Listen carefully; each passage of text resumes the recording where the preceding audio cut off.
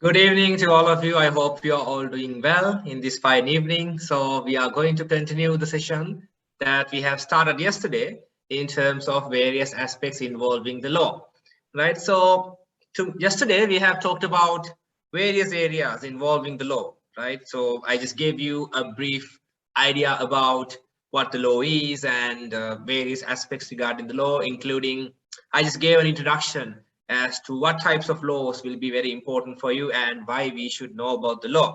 So whatever the profession that you are engaged in, it is so essential for us to have a good idea about law. All right. So before starting today's session, let me make a small kind of like a disclaimer. The thing is that today Mother Nature is not in our side because it's raining a lot. It's a blessing, of course, but the thing is that, you know, the internet connection is not so stable. So if there are any issues, just keep me informed. And sometimes if the connection is not going to help me with this task, sometimes I might have to switch on the video as well. So whatever happens, no worries, we will go through these challenges and discuss about all the things that we should discuss, right? So yesterday, basically, before ending the session, we shared some perspectives about the usual governance system within the Sri Lankan jurisdiction in Sri Lanka, talked about the historical aspects, okay, and also considered in brief about various aspects of law, right? In brief, like what are the applicable laws in Sri Lanka, and as a banker, as a person, what laws would be very important for you, and what types of laws are there which governs our conduct in a day-to-day basis. So we have discussed about all those areas yesterday. So basically it was a basic introduction where we talked about agency law, sale of goods, right? And contract law, company law, right? Bankers, they also have specific laws. So we'll see whether we be able to manage discussing about all those aspects today in detail as well. So the main inspiration behind this series of lectures, the two lectures that we are having on law, was actually received by some of the past papers issued by your institution. So as I told yesterday as well, we will not be referring to all the aspects because without a better collaboration, we don't think that it is ethical to discuss all the questions without, you know, getting approval, like a full approval. So I'll be referring to some questions here and there, and we'll provide you some more questions that I have come up with as well. So we have a long way to go. No worries. We'll try to discuss all the aspects.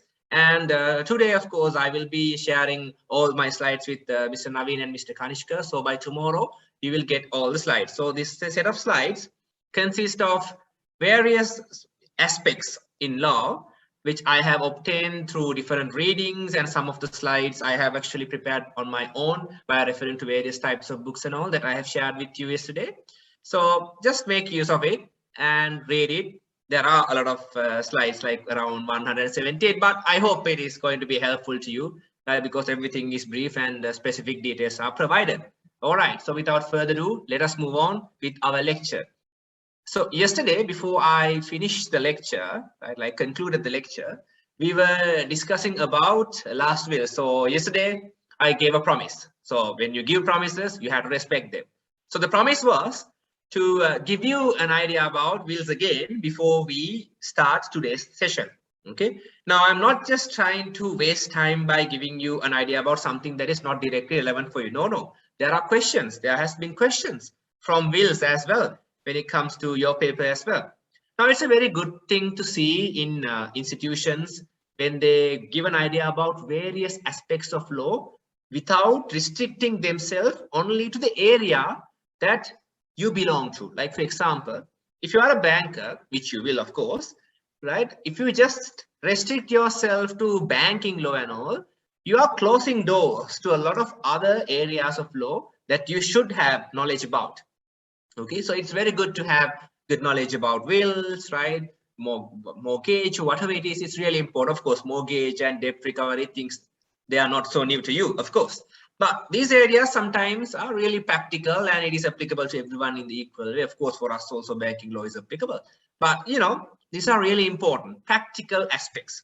So let us go through what we have discussed. Now, we have discussed about this question yesterday, so I don't think we have to go through it again. But I have added few things, right? Apart from what we have discussed yesterday, we discussed both these aspects yesterday, but I have added some things, right? So I have to give give credit to my good colleague, right, from the university, Miss Supuni, right, who has actually helped me while I was working in another university, right. We actually collaborated and did this together, so I have to give credit to her. Okay, so in terms of succession, we have discussed there are two types. One is testate succession and the other is intestate succession. Succession is testate when you have executed a last will, when the deceased person has already executed a last will, okay, before the time of the death, right? But if the person dies without leaving a last will, that means, of course, it is going to be an intestate succession. So when it comes to last wills, of course, if you have a last will, if a certain person has or leaves a last will before his or her death, that means it's a testate succession, and the properties that belongs to her or him will be divided between the persons that he or she has specifically indicated in the way that he or she has specified in the will itself. All right, so that is something that you need to remember. But the things will be a bit different when the succession is going to be intestate. And in intestate succession, what would happen is that the person is going to die. Yes, of course, we all will die. It's part of nature. But if a certain person die without leaving a last will, then there's a question as to whether how that person's properties should be divided between the ones who have an interest in that property. Okay, that is where intestate succession or the law pertaining to intestate succession comes into play. We have matrimonial rights and inheritance ordinance, right? We have Kenyan law in terms of that, Tesavalami law in terms of that, Muslim law in terms of that. So based on the law that is applicable to you, it will be decided as to how your properties are going to be divided between various interested parties. Okay. Now, it's not like if you are interested in your neighbor's property, that is not what I'm saying. Okay. Interested mean that you have some sort of a legal connection or a right to inherit it. Okay. All right. So just to give you a basic idea about the wills ordinance, just to introduce it to you, I have introduced it to you yesterday as well. So this slide I have added today, right, just to give you some extra insights about the case laws and all. For example, Vimalavati versus Opanaika. What happened in this case? A man actually disposed all his properties to his illegitimate children. Now, this word is actually kind of like an offensive word, but we know there's no way of putting it in another way, right? So illegitimate children are children who are born out of a lawful wedlock. Okay, children who are born out of a lawful wedlock. So they are also, usually referred to as, illegitimate children, right? So when it comes to the Sinhala word, I'm not a very fan of it, so I'm not going to state it. But the thing is that it is the word, right? But I don't think it's kind of like offensive word, right? So here to the illegitimate children, this person has provided all the rights. So under the personal law that he was being governed, there was no right for the children, but it's possible. It's possible. I told you to whom you can provide your properties by executing a last will. As long as you are going to abide by the requirements in the wills ordinance plus the prevention of frauds ordinance, you are good to go. You are good to go. Of course, there's a big procedure when it comes to establishing the validity of this last will and everything. So we don't have to go into details, but if you are interested in reading, I have provided some important aspects here. We have discussed about this part yesterday, but when it comes to the procedure, how you have to go to courts and approve the last will and everything, I have included some sections from our civil procedure code. So I will not take time to talk about this, but read, okay? Understand. These are very important. So we have different books as such. So if you are interested in books, I'm not promoting this book, okay? I did not write this book, but there are different books as such, right, that you can read, okay? Both available in Sinhalese and English, all right? Tamil books, maybe they are, right? I'm sorry, I'm not very sure about that, but English and Sinhalese, surely they are there, right? So just read and expand your knowledge, okay? The sections are here. Just expand your knowledge in that regard, okay? So a lot of sections are there, a lot of cases are there, right? So just read it, okay? If you have any problems, you can always send a mail, and then I'm sure, there's no issue. I will reply to your mails, no issue whatsoever, okay? Even though after the sessions are over, completely fine. If you have a question, just drop a mail. I'll be happy to help you, okay? So read these things, okay? That's why I have added them in access to it, right? Okay, then the next thing is revocation. Revocation. Just as you execute a last will, what if a certain person wants to change it? What if a certain person wants to cancel it, right? What if someone wants to just think, okay, this is a bad mistake that I have made. I just want this to go away, all right? So Can be done, can be done. Sometimes we make decisions in life. Sometimes we think, okay, I shouldn't have made a decision like that. All right. Yeah, sometimes we all have certain aspects in our life which goes like that. All right. Bad decision I made, like for example, you know, there's this vehicle going very slow, right?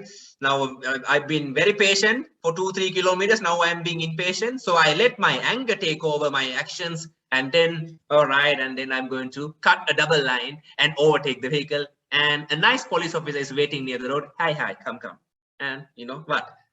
Lack of patience leading to problems. All right. So the same thing can be common when it comes to last wills as well. Now, I'm not saying last wills can be problematic, but you know, all people might want to make changes in different things that they do.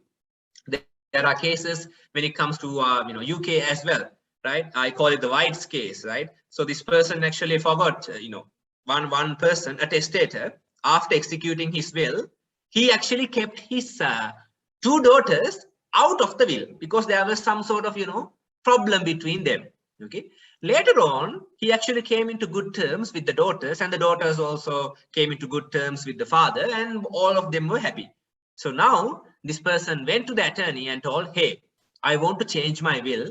I want my 2 daughters to inherit 10,000 pounds from my estate. And then the attorney said, all right, okay, I'll do it. No problem.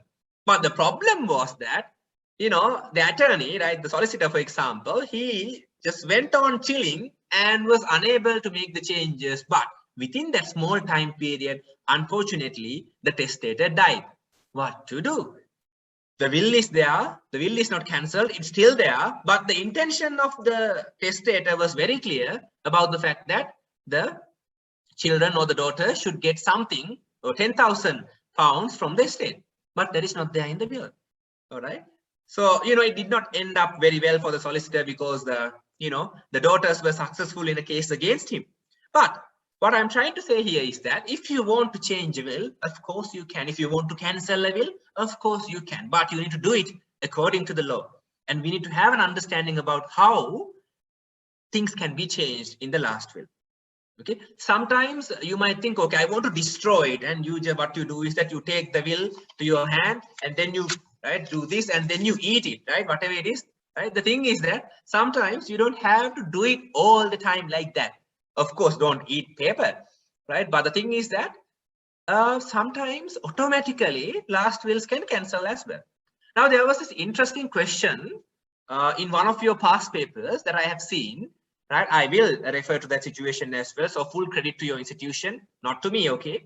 So that was a really interesting kind of a scenario. So I have it in the slide set. So there I'll be discussing about it, all right? So when it comes to the last will, if you want to make a change to your last will, if you want to make some sort of a change to your last will, of course, you can do it, right? Or you can write a new last will and clearly state that the old last will is not there anymore, it's gone.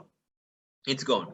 If you want to modify certain things, change certain things, not to cancel the whole thing, you can actually execute a codicil pathway. No problems, that can happen as well, no issue. And of course, you can revoke your specific last will by destroying it. See, my destroyed last will, right? You can destroy it further and it's gone. All right. So it's very important to prove that the testator had the intention to destroy the last will as well.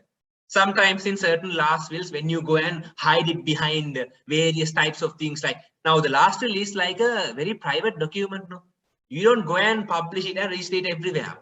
Okay, you will have one and your notary would have one. But the thing is that you don't show it to everyone in the world. Hey, this is my last will, feeling happy. This is my last will, something like that. You won't do that. Why?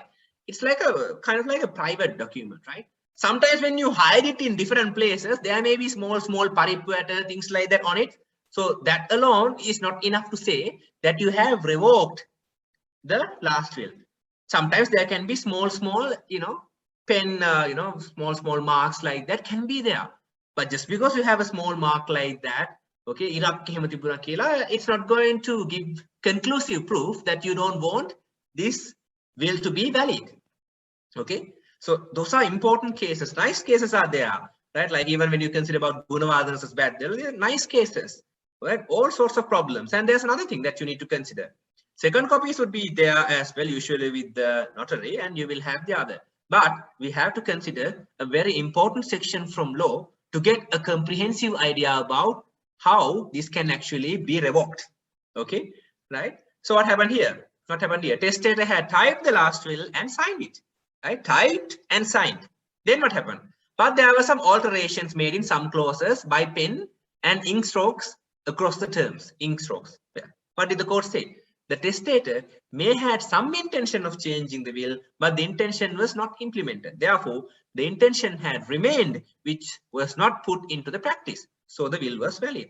So there are different cases like this. Now, usually, when it comes to last will, this is a matter that leads to a lot of conflicts as well between certain family members as well. You might have seen in certain films, right? Sometimes they don't even care for the person, but after that, everyone comes to the table and then they are like this. Okay, what do I get? What do I get? What do I get? When they don't get what they think they'll get, then everything is going to change, a fully different kind of a scenario.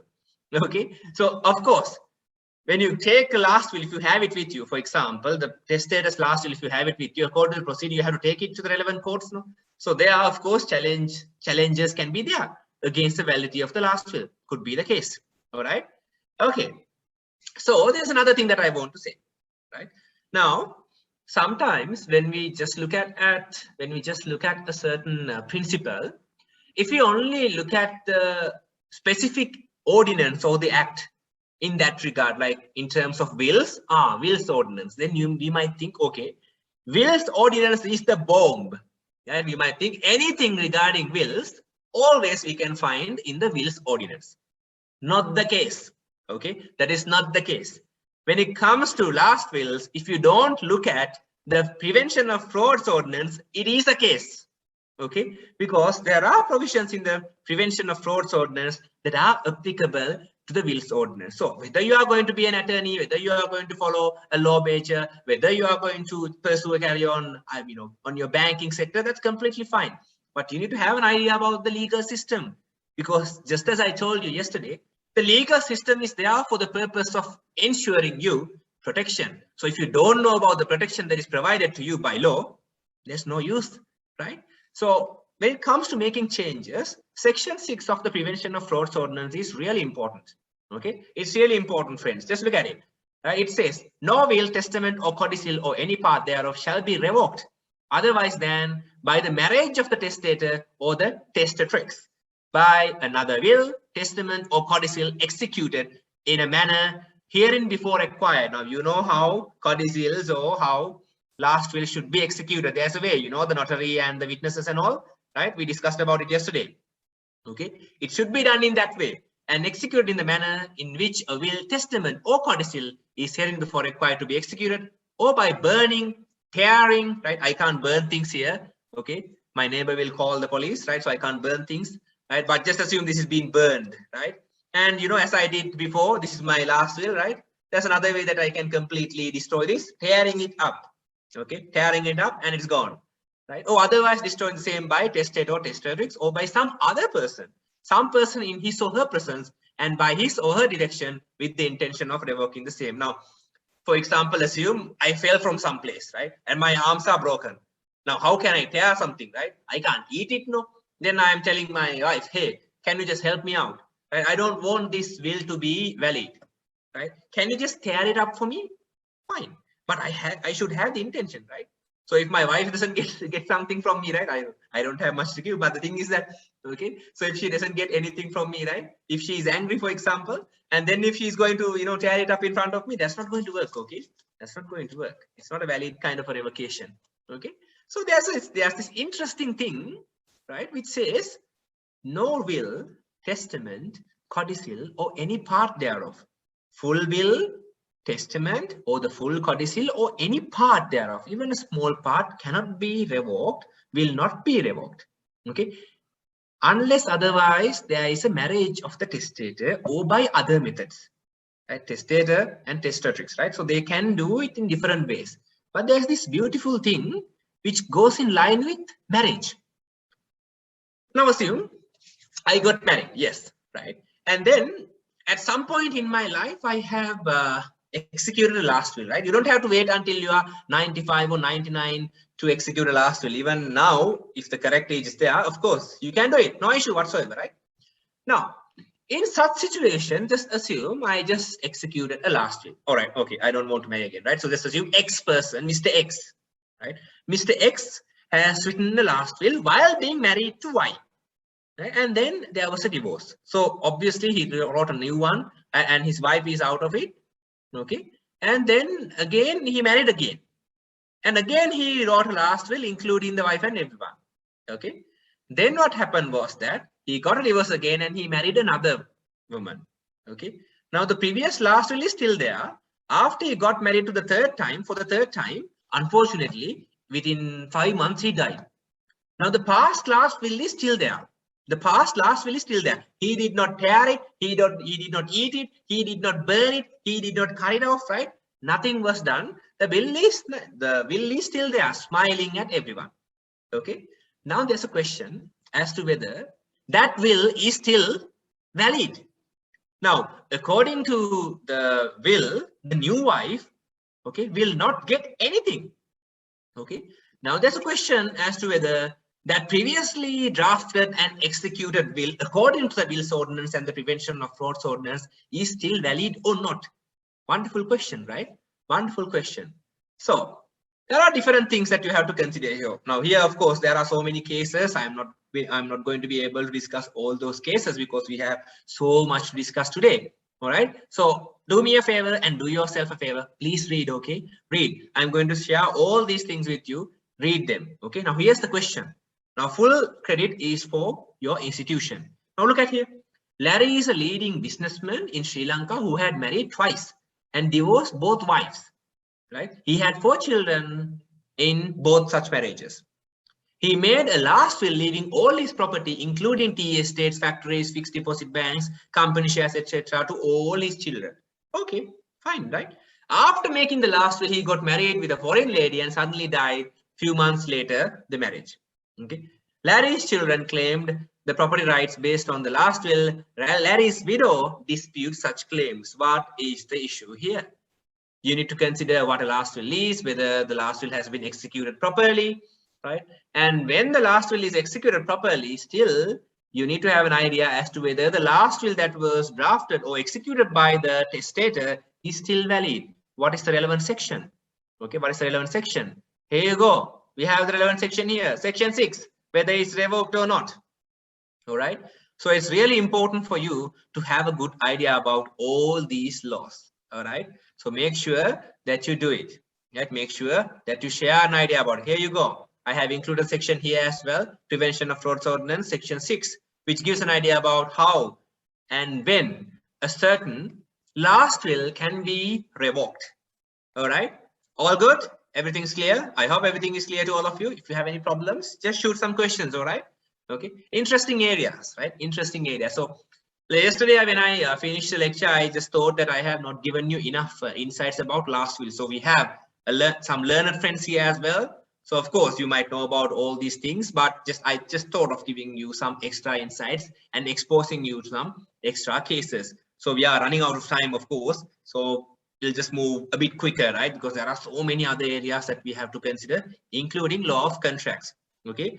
If I'm unable to cover a lot of things like including parate executions and confidentiality and things like that, the duties that the bankers would have, I will share a wonderful article that I have downloaded from a fellow colleague from the KDU, right? And I will try to share it with you as well, right? Just go through them. Those are not very big articles, very brief to the point articles. Just read it as well. Okay. Next thing. Now, when I went through some of your papers, I have seen areas from alternate dispute resolution.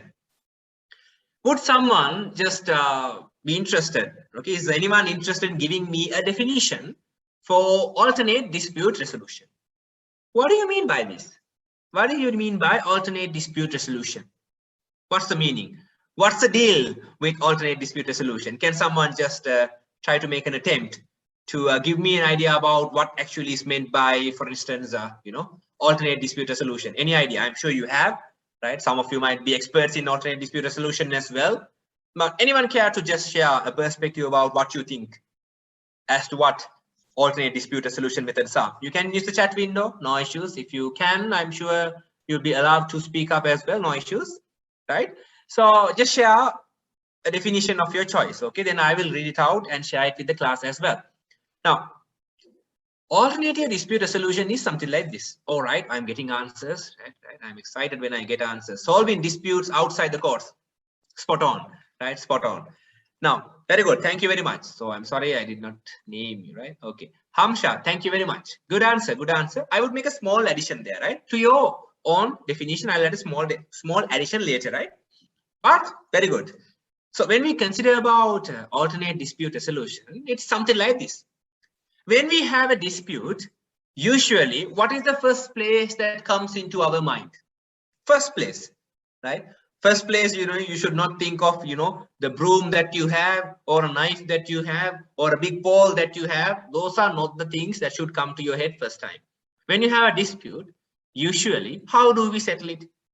In Sri Lanka, Sri Lankans love land, right? Love land. They have this huge relationship with land, right? Even 1 centimeter, sometimes they're like this, right? Even for 1 centimeter. No, I'm not blaming them, right? Because it's most of the time it's your hard-earned, finance and things that you have, spent a lot of time in your life to get them. So of course, you have all rights to protect it, and you have all the rights to be worried when someone is trying to get the property that belongs to you. Okay, that's fine. But when it comes to the cases, even within the small time that I spent in the Sri Lankan judiciary as well, I have seen so many land cases, right? So usually when you have a land dispute, what would you do, right? Sometimes you wouldn't even talk to the other person. You'll go to courts and start a case against a person saying that this person is trying to encroach my land. This person is trying to get my land. This is mine, not yours. Right? So then the other person is saying, no, this land is mine, right? So my grandmother lived here, my grandmother's grandfather lived here, everyone lived here, so this is my land. And now a disagreement. When there's a disagreement, there is this conflict. Conflict is, therefore, is a dispute.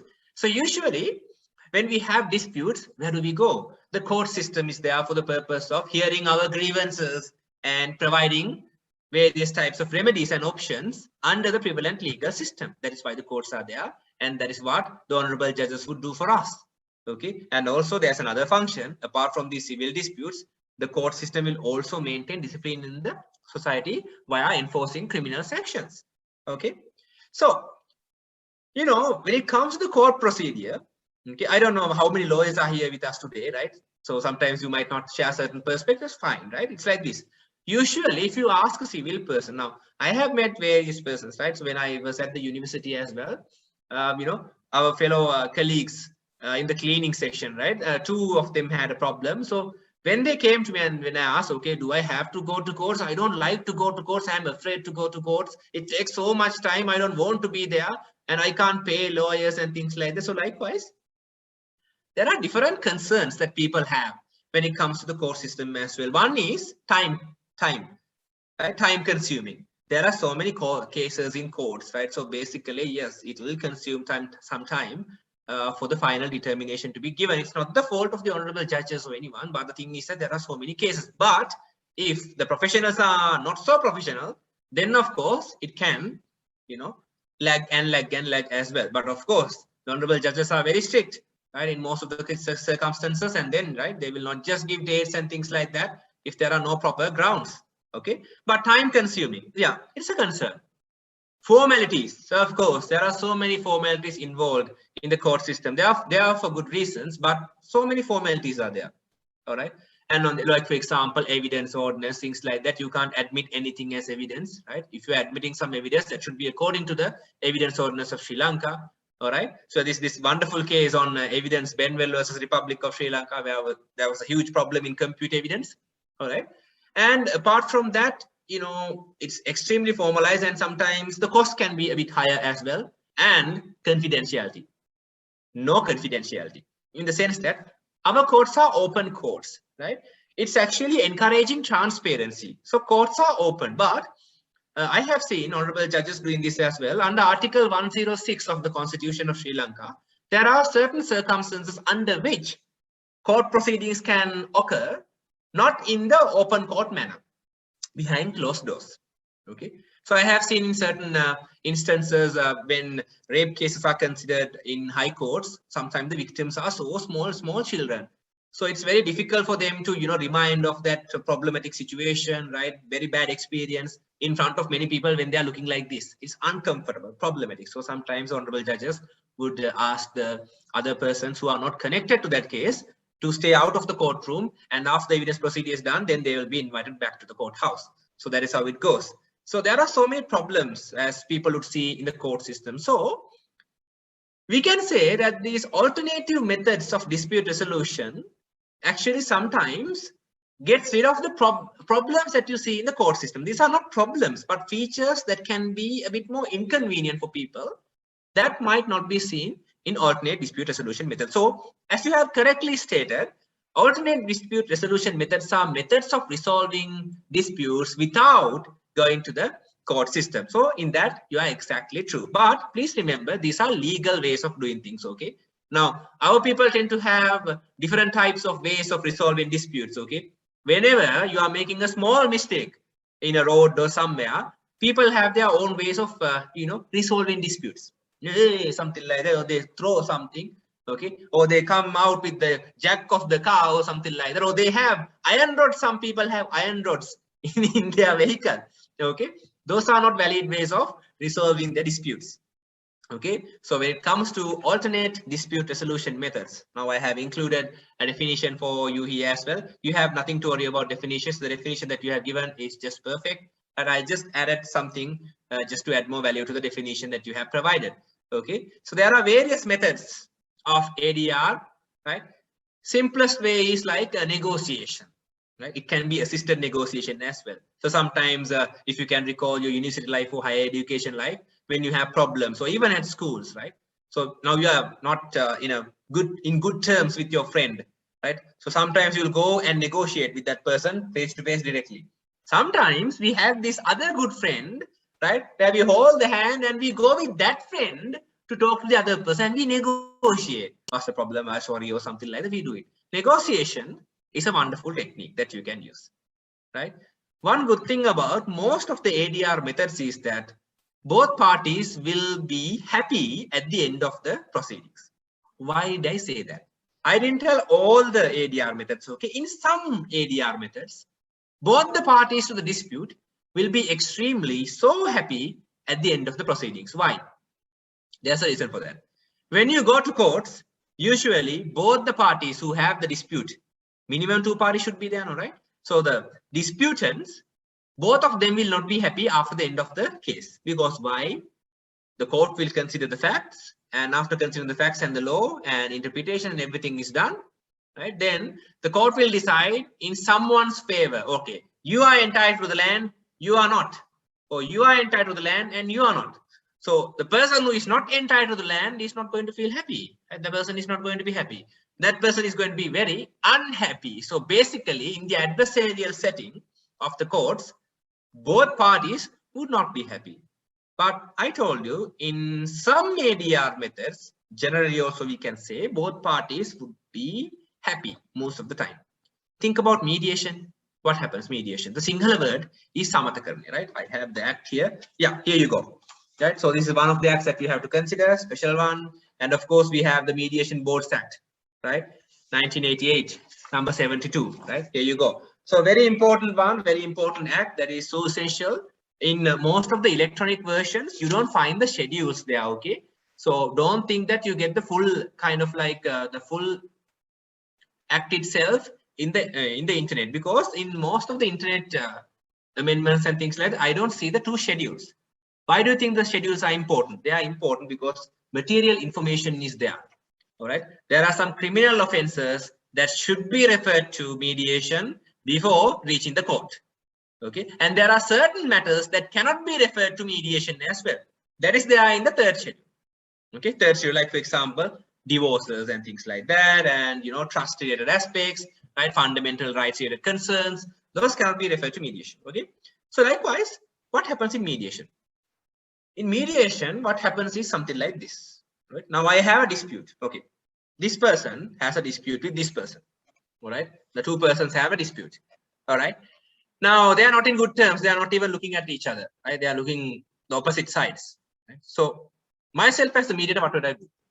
In mediation, what happens is A neutral third party who is actually trained as well is going to help the disputant parties to come up with a solution for the dispute that they have by eliminating the factor that led to the dispute. Okay, if you consider about all the disputes that you had in your life with a certain person, always there is a cause. It's raining cats and dogs here, so if you can't hear me, tell me. Okay, I'm using hotspot because my connection is not so friendly with me today. All right, if you can't hear me, if the voice is lagging, if it is breaking, tell me. Okay, all right. So in mediation, now just think about all the disputes that you had in your life. For all the disputes that we have, there's a cause. There's a cause. There's a reason. That reason is what is going to lead us to this dispute. Okay. So if you are like this, if someone comes and pinches you, you get hurt. Why did you get hurt? Because someone pinched you. And then you hit the other person, right, to the cheek like this. Right?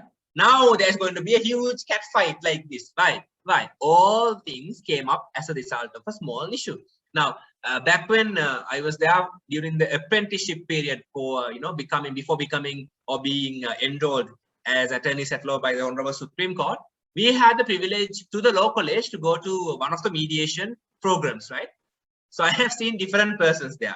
It's not a laughable matter, but some people don't even look at each other. Disputants, they're like this. One disputant party is like this, and the other disputant party is like this. They don't even look at each other when they talk. So it's highly unlikely that there can be a settlement. Okay, let me give you an idea about the procedure, right? Now the mediator is there, no? The disputant parties are there. The mediator is like a facilitator who provides an atmosphere for the disputant parties to have a civilized kind of like a discussion and come up with a solution for their dispute by themselves. The mediator is not going to dictate the proceedings and tell, why don't you do this? Why don't you do that? That's not going to happen, because the option or the solution for the dispute should come from the disputants themselves. That's the beauty about mediation. And that is why most of the time mediation is not going to work as well. Why? Sometimes people do not want to compromise at all. Now, there was this very minor dispute in the mediation board when we went there years ago. Okay, I think they are okay now. I don't know. I wish that they are okay.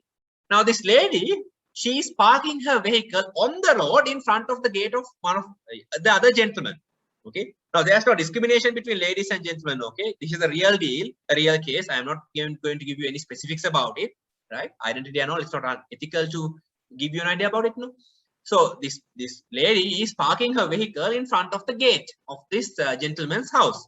So whenever this gentleman's wife is trying to take the vehicle out of the gate, not enough space. So always accidents, right? So small dispute, and they have come to the mediation board.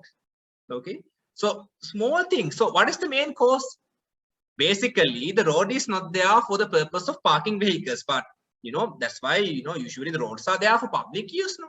Right? So in that sense, if the lady just considered about it, and if she parked a vehicle inside, that issue will not be there. But there may be different other circumstances as well that we will have to consider.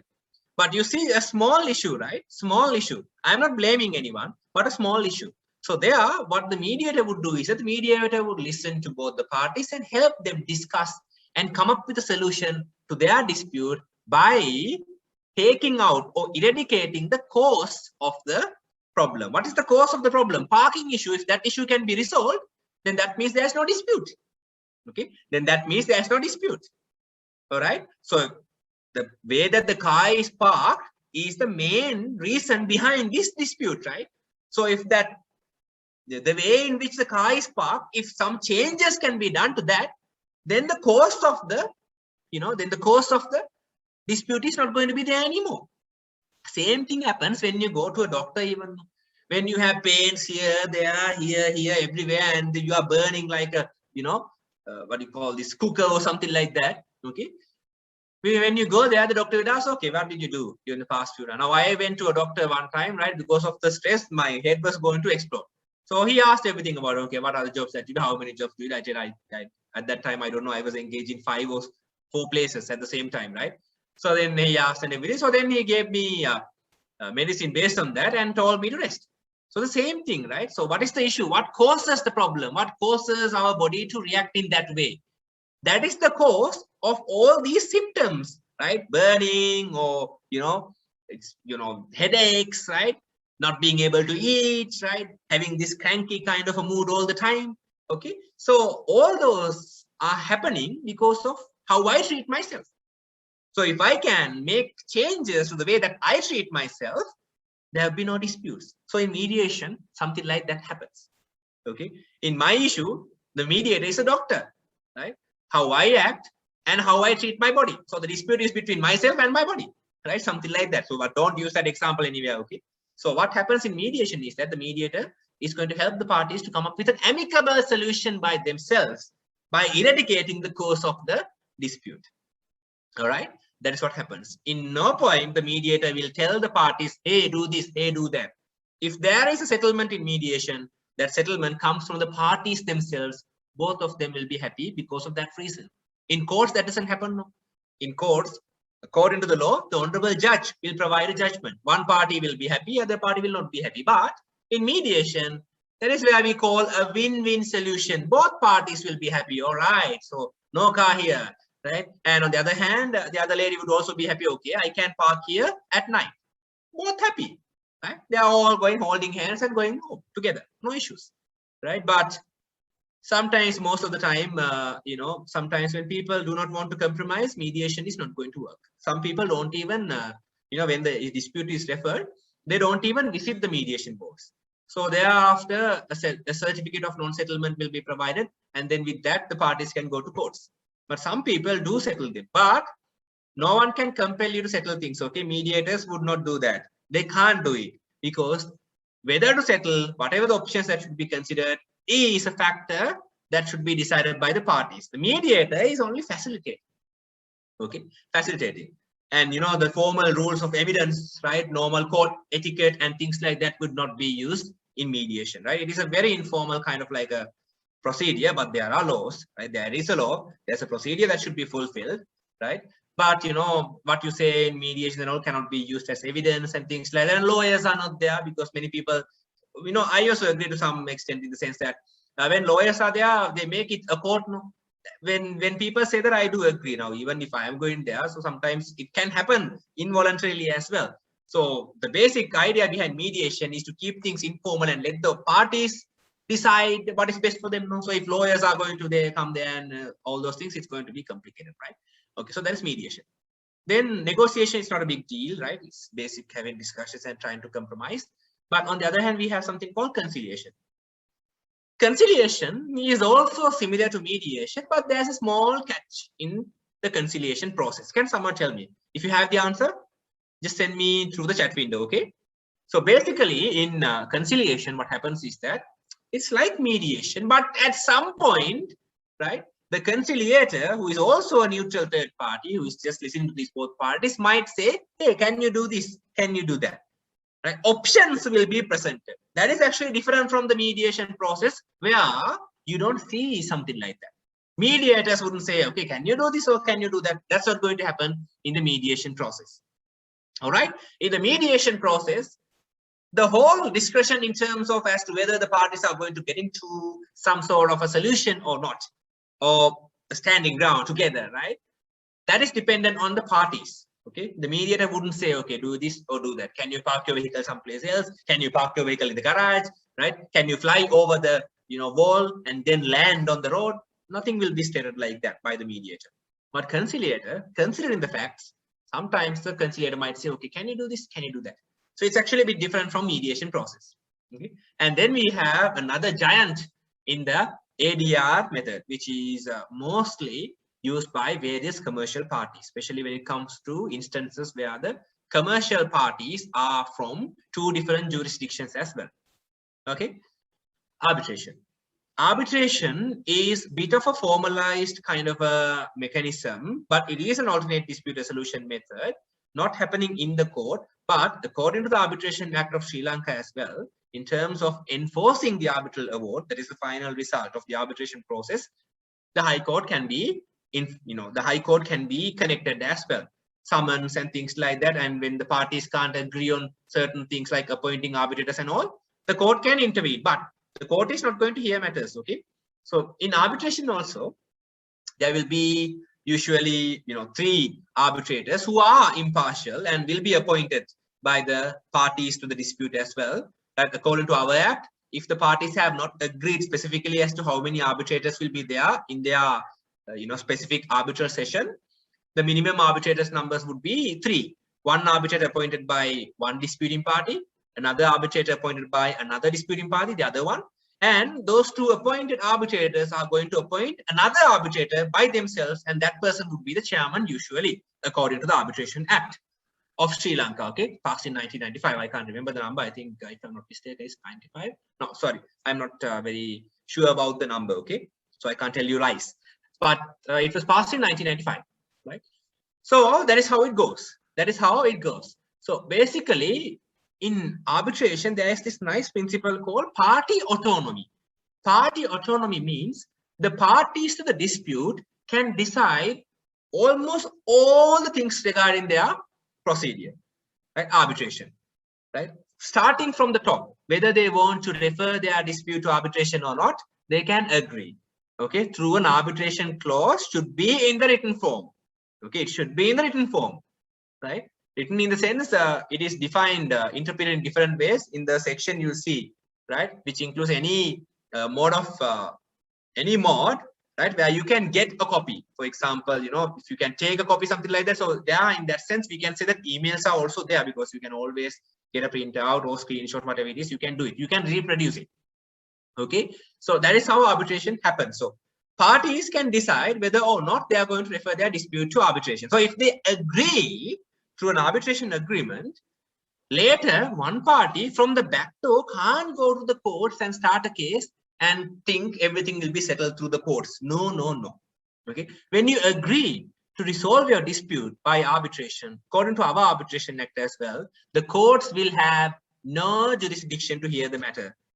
Okay, if both the parties are okay with that, then that's fine. If one party objects, no, no, no, we have an arbitration clause, I have no interest in going to courts. Okay, I don't want to go to courts. This is a violation of our arbitration clause. Bye-bye for the fraudulent party. Not going to work. The courts have no jurisdiction. Okay, in mediation also, you need to remember, right? If it is compulsory for the issue to be heard under mediation proceedings first, the courts will have no jurisdiction. The reason why I am explaining these things too much here with you guys is that there was a question from mediation in one of the papers that I have seen. That's why I'm giving you an idea. So when I formulated these slides, right, I did not just include them, right, with the help of Mr. Naveen and Mr. Pradeep and different other fellow colleagues of mine, right. I have prepared this based on various types of questions that I have seen. Okay, so that is basically it in terms of arbitration. Now, coming about party autonomy, talking about party autonomy, in arbitration, you can decide almost all the things. What law will be applicable to you, where the arbitration is going to take place, okay, the seat of arbitration, the rules that are applicable, right, how arbitrators are going to be appointed. You can challenge arbitrators, the applicable law can be decided, everything you can decide. Even after getting the arbitral award, you can even ask for interpretations, and if you want modifications to be done, you can do it as well. All right, and you can go to courts as well in certain circumstances. Okay, challenging and all that can happen. Now, the thing about arbitration is that in mediation, whatever the settlement that you reach, it's not like binding. Yeah, you can assume it as a binding thing, but if you violate it again, then again you might have to go to the mediation board, and if you can't settle, then you have to go to courts. There are no consequences like that, other consequences other than your moral compass, right? And then, of course, conciliation also not so formal. Negotiation, not formal at all. But in arbitration, it has some formal nature, because when you get an arbitral award, that is the final determination that is provided by the arbitral tribunal. When you get the arbitral award, it's a paper. Yeah, it's a paper, right? So it's not like, a judgment when you get the paper from the arbitral tribunal, but you can go to courts and get it enforced. After it is after it's going to get enforced by the court, it will have a similar power. Okay, so usually when arbitral awards are provided, people would not be tempted to go against the arbitral award, because why? it can be enforced through the relevant courts as well. So in that sense, a dictum would be provided and it will have the validity of a usual kind of like a judgment as well.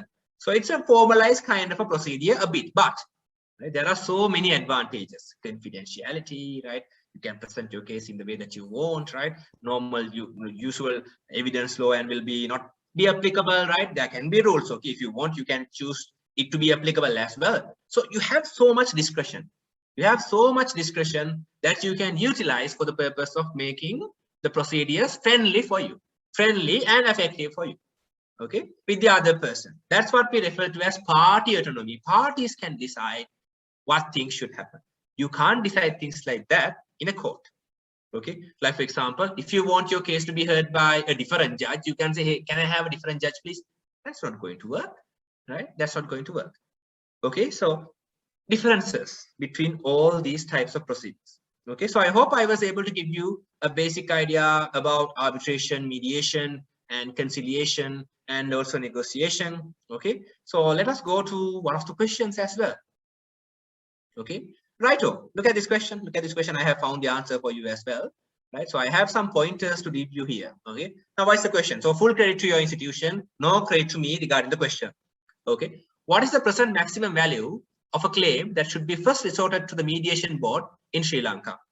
Right, so here the applicable law for this specific issue would be the Mediation Boards Act number 72 of 1988, the one that I have with me as well.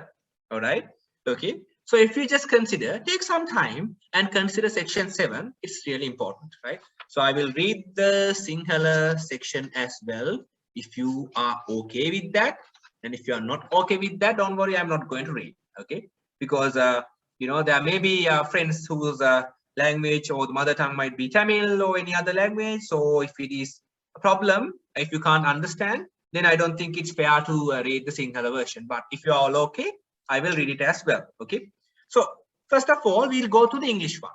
Okay, look at here. Section 7, where a panel has been appointed for a mediation board area subject to the provisions of subsection 2, no proceeding in respect of any dispute arising wholly or partly within the areas or an offence alleged to have been committed within the area shall be instituted or be entertained by any court of first instance. What do you mean by court of first instance? I forgot to tell you about this yesterday. I'm quite sure you know actually as to what is meant by court of first instance. Now, let me give you an example to you, which I usually used to teach when I lecture first year students for LLBs, right? So usually when it comes to, you know, small disputes that we have with our siblings when we were small, assume that the sibling has hit you, something like that, and when you just, you know, touch the place where, you know, you got hit, and then you are going to run to whom? Right, the first first person to whom you run, basically surely to be most of the time a mother, right? For some they say a father, that's actually dependent on the parties, right? But you know, just assume that you had this dispute, right? Your sibling hit you, now that's a dispute. So to whom did you go first?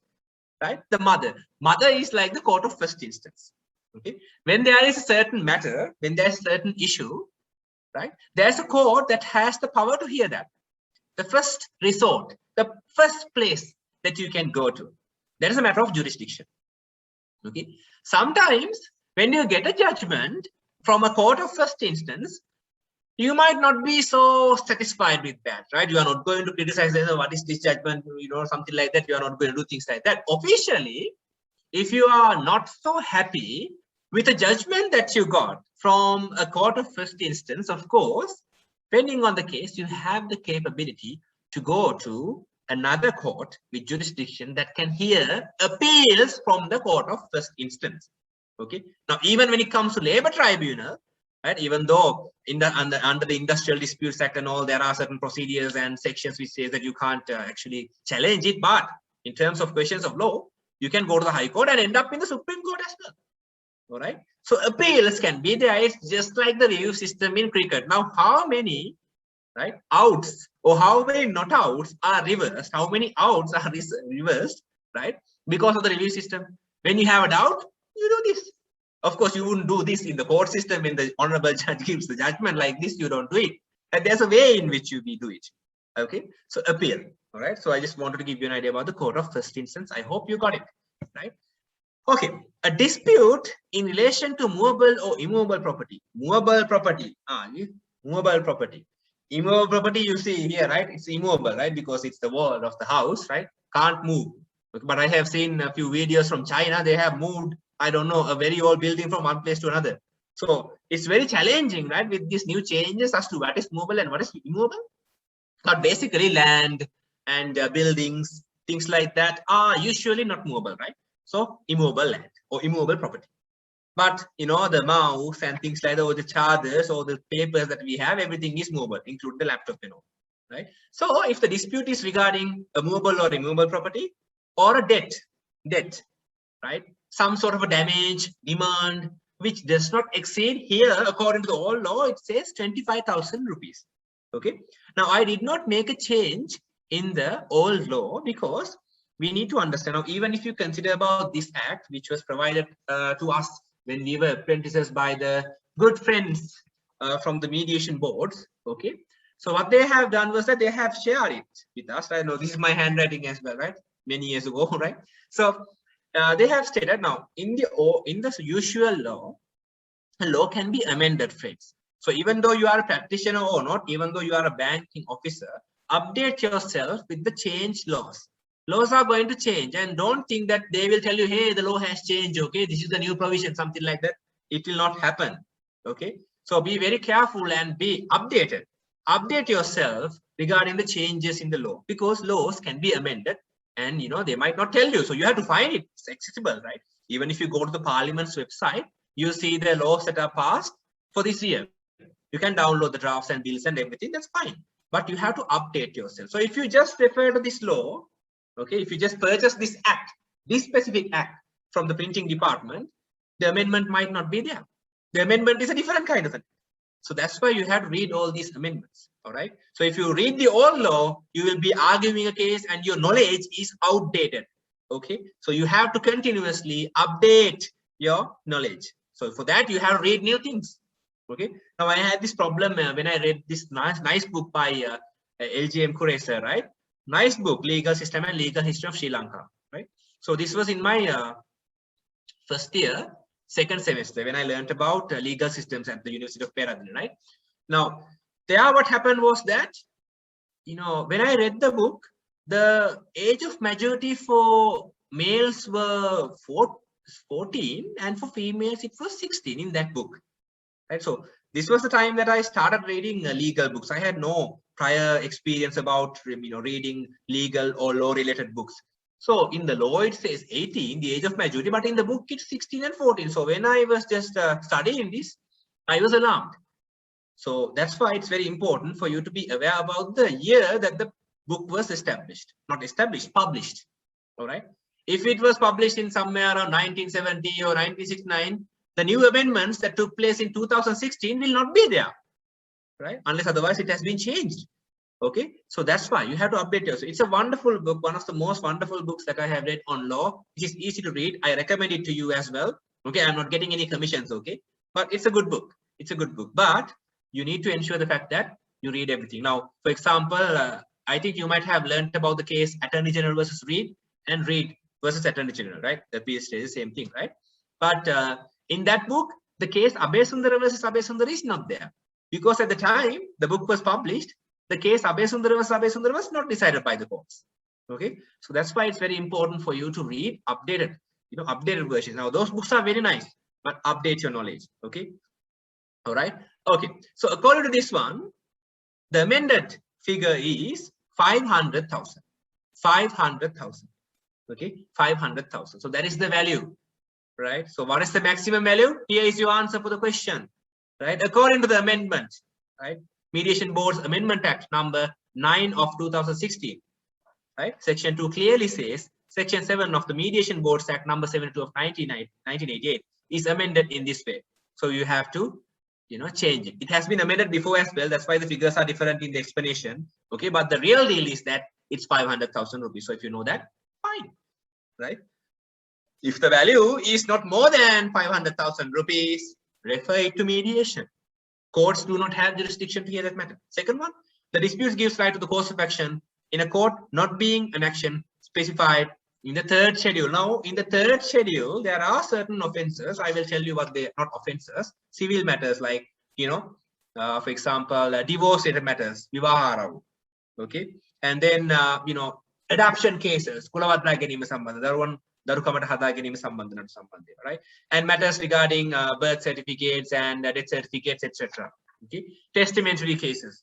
Okay. Partition cases, right? And then admiralty cases, admiralty, right? And cases involving election petitions, right? That's not going to work, right? That's why it says the disputes give rise to the cause of action in court, not being an action specified in the third schedule like that. So if it is specified in the third schedule, no, you can't refer it to the mediation boards, right? An offense that is specified in the second schedule of the act, unless the person is instituting such action, produces a certificate of non-settlement. So in the second schedule, you'll see some criminal offenses as well, which can be resorted or referred to mediation. Like, for example, right, section 157 of the Penal Code, 314, right, in terms of hurt, causing hurt and grievous hurt, for example, 315, 325, right, 316, 326, right. So I can share this with you by way of photo as well, right. They can be referred as well, right. So unless otherwise you are capable of submitting to the court's certificate of non-settlement, the court will not have jurisdiction to hear those matters. Okay. So this is the answer of the question. So I hope you were able to update yourself. Now, if you already knew about that, I'm sorry, right? Because I have taken so much time to explain this to you. But I sincerely hope you have updated your knowledge, all right? Okay. Next thing, this is where you can teach me things, all right? I am not an expert, like in terms of negotiable instruments, in terms of law and all. I think you can. Look, law, I am fluent, but I'm sure you can teach me more than I know. Okay. In terms of last wills, I have one case law that I will share it with you as well. Very interesting case law under section 6 of the Prevention of Frauds Ordinance. I will share that with you in your mail, right? If you are interested, read it. Who knows? Sometimes you might get this urge of learning law, and who knows, you can become, I'm not promoting anything, right? So, things change now. When I went to the university, I had no intention whatsoever of becoming a lecturer. I had no clue, actually, right? I have to say, it's a very bad thing to say. I have my colleagues who are teaching with me at APIIT who had intention of becoming lawyers when they were so small. I, on the other hand, I was like a tree that goes here and there. I had no ambition regarding who I wanted to be. But it took me around 1.5 years to decide as to whether I should become a lecturer or not, or an attorney at law, right? So, things can change, right? Negotiable instruments. What do you mean by negotiable instruments? When it comes to negotiable instruments, you are experts in checks, right? So I don't know whether you need my help in terms of checks, but I have some slides here for your kind reference as well. Okay, what is a check? Who are the parties to a check? What is meant by crossing a check, right? What are the legal implications of crossing a check? What's the big deal of crossing a check, right?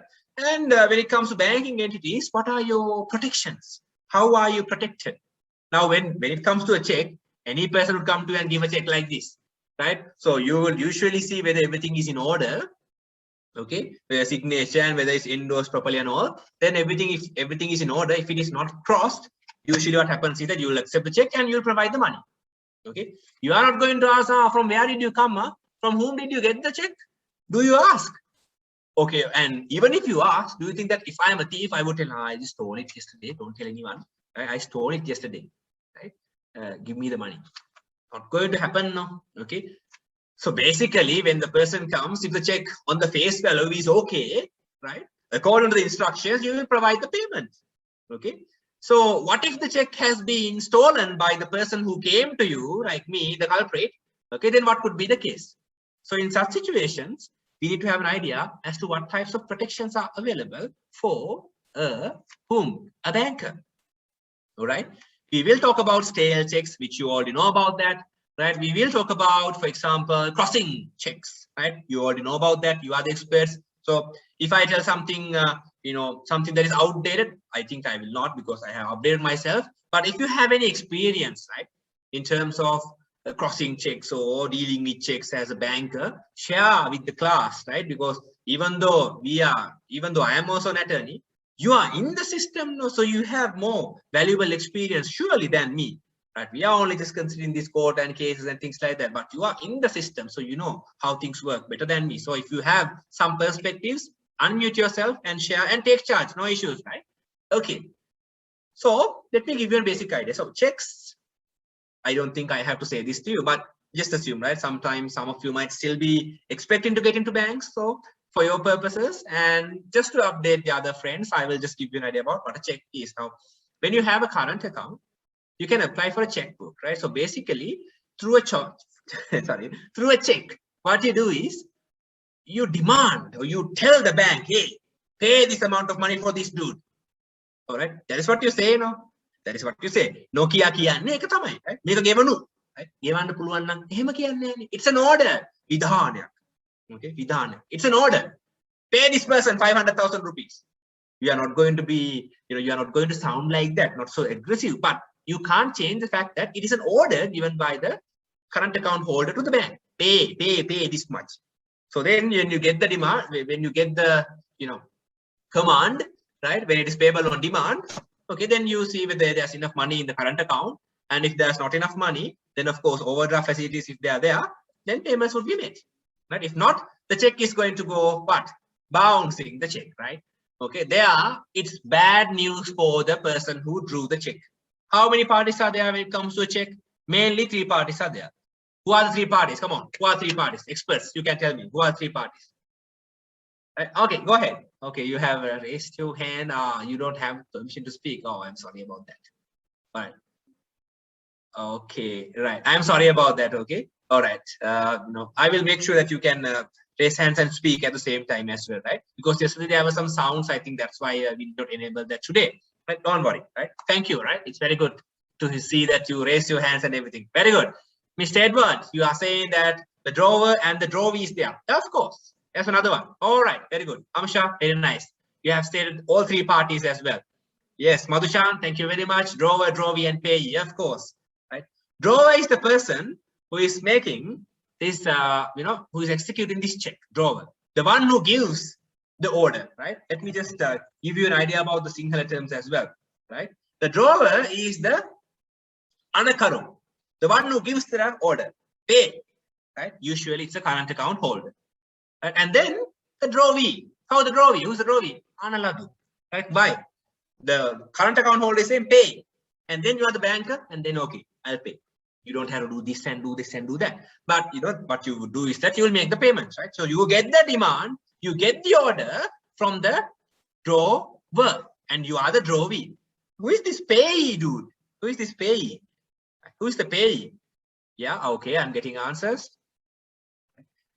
Payee, Hamsha, is the person who is entitled to the value of the check, right? Now, when it comes to the, okay, let me give you an idea about some Sinhala terms as well, right? Now, in a check, there are a few parties, right? We have the drawer, okay, drawer, anakaru. Check pate sadahan watinakama tamage ginumen ගෙවන ලෙසට බැංකුකරුවන නියෝග කරන පාර්ශවය තමයි අනකරු කියන්නේ. මොහු, right? ජංගම ගිණුම් හිමියා වේ, right? And then we have the other party, analadu, drawee, right? Check පතේ සඳහන් විධානය ලබන ජංගම ගිණුම් පවත්වාගෙන යන වාණිජ බැංකුව. And then we have the payee, ආදායකයා. check පතේ ගෙවීම ලැබිය යුතු පාර්ශවය. check පතේ වටිනාකම ලබා ගැනීමට බලය තියෙන තැනට තමයි අපි කියන්නේ ආදායකයා කියලා, the payee. All right? Wonderful, right? You are very good experts.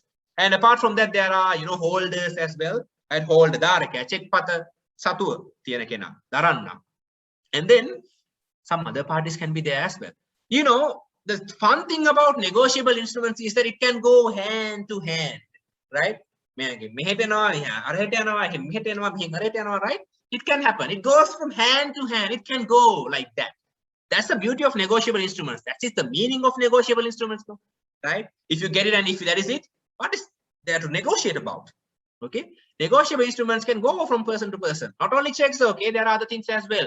Promissory notes under bills of exchange ordinance, bills of exchange we have, right? And then we have checks as well. All right. So we have 2 more parties, endorser and the endorsee. Pitasan karo saha, pitasan ladu. When I get a check from you, right, I can use it to make a payment to another person. All I need to do is to endorse it properly. There are different types of endorsements as well. Right, restrictive ones and then blank ones, all those things are there, right? So I'm sure you know about them. So I just wanted to give you an idea about what these things are. All right. So the endorser is a Peterson Karu. The endorsee is a Peterson Ladu. All right. So I hope I'm not confusing you with the Sinhala terms as well. But it's always good to learn about that. Now, even though I have studied in English medium at the university, I did the localized examinations in Sinhala. But that was actually beneficial for me to get an idea about the words, okay, and how we write things. Of course, English we can catch up, right? But you know, if you do it in a different language, I think I don't know. I'm not telling you anything, right? I'm not telling you to do it in Sinhala or Tamil or something. Anything that you like, you can do, right? Okay. Otherwise, you know, it's not good to dictate your terms. All right, sorry. Right. So we know what is meant by a check according to section 73 of the Bills of Exchange Ordinance, right? So full credit to the Institute of Chartered Accountants. This part is actually prepared from one of the books that they have issued. Okay, so full credit to the Institute of Chartered Accountants. You can just copy it and paste it, and sometimes you will be referred to the article as well. All right. So it is a bill of exchange, right? That is drawn on a banker, payable on demand, illoviter, on demand, right? So basically, when you get a check, when you go and just give it like a boss to the counter, you are like, even though you are not telling, hey, pay, something like that, what you do is that you demand for the payment. That doesn't happen like, hey, give me something like that. Is not going to happen. But basically, what happens is that you are going to go and demand. Okay, demand the payment. All right, very nice, Kabilan. Nice example, nice definition. Awesome job, right? Very good. Check is a bill of exchange drawn on a banker, payable on demand. Of course, correct. 100% correct. Very nice. And I'm so happy that you are sharing your knowledge with me today, just like yesterday, right? Interesting, you know, friends I got. Very good. Right. Then we are moving on to, you know, crossing of checks. What is this deal of crossing checks? Now, there are various ways of writing checks. Okay, I am not a fan, so you wouldn't believe me. But all right. Oh, sorry about that. There's a small power cut here. You wouldn't be able to see me. If you see me, it's like a ghost. You'll be able to see me. Right.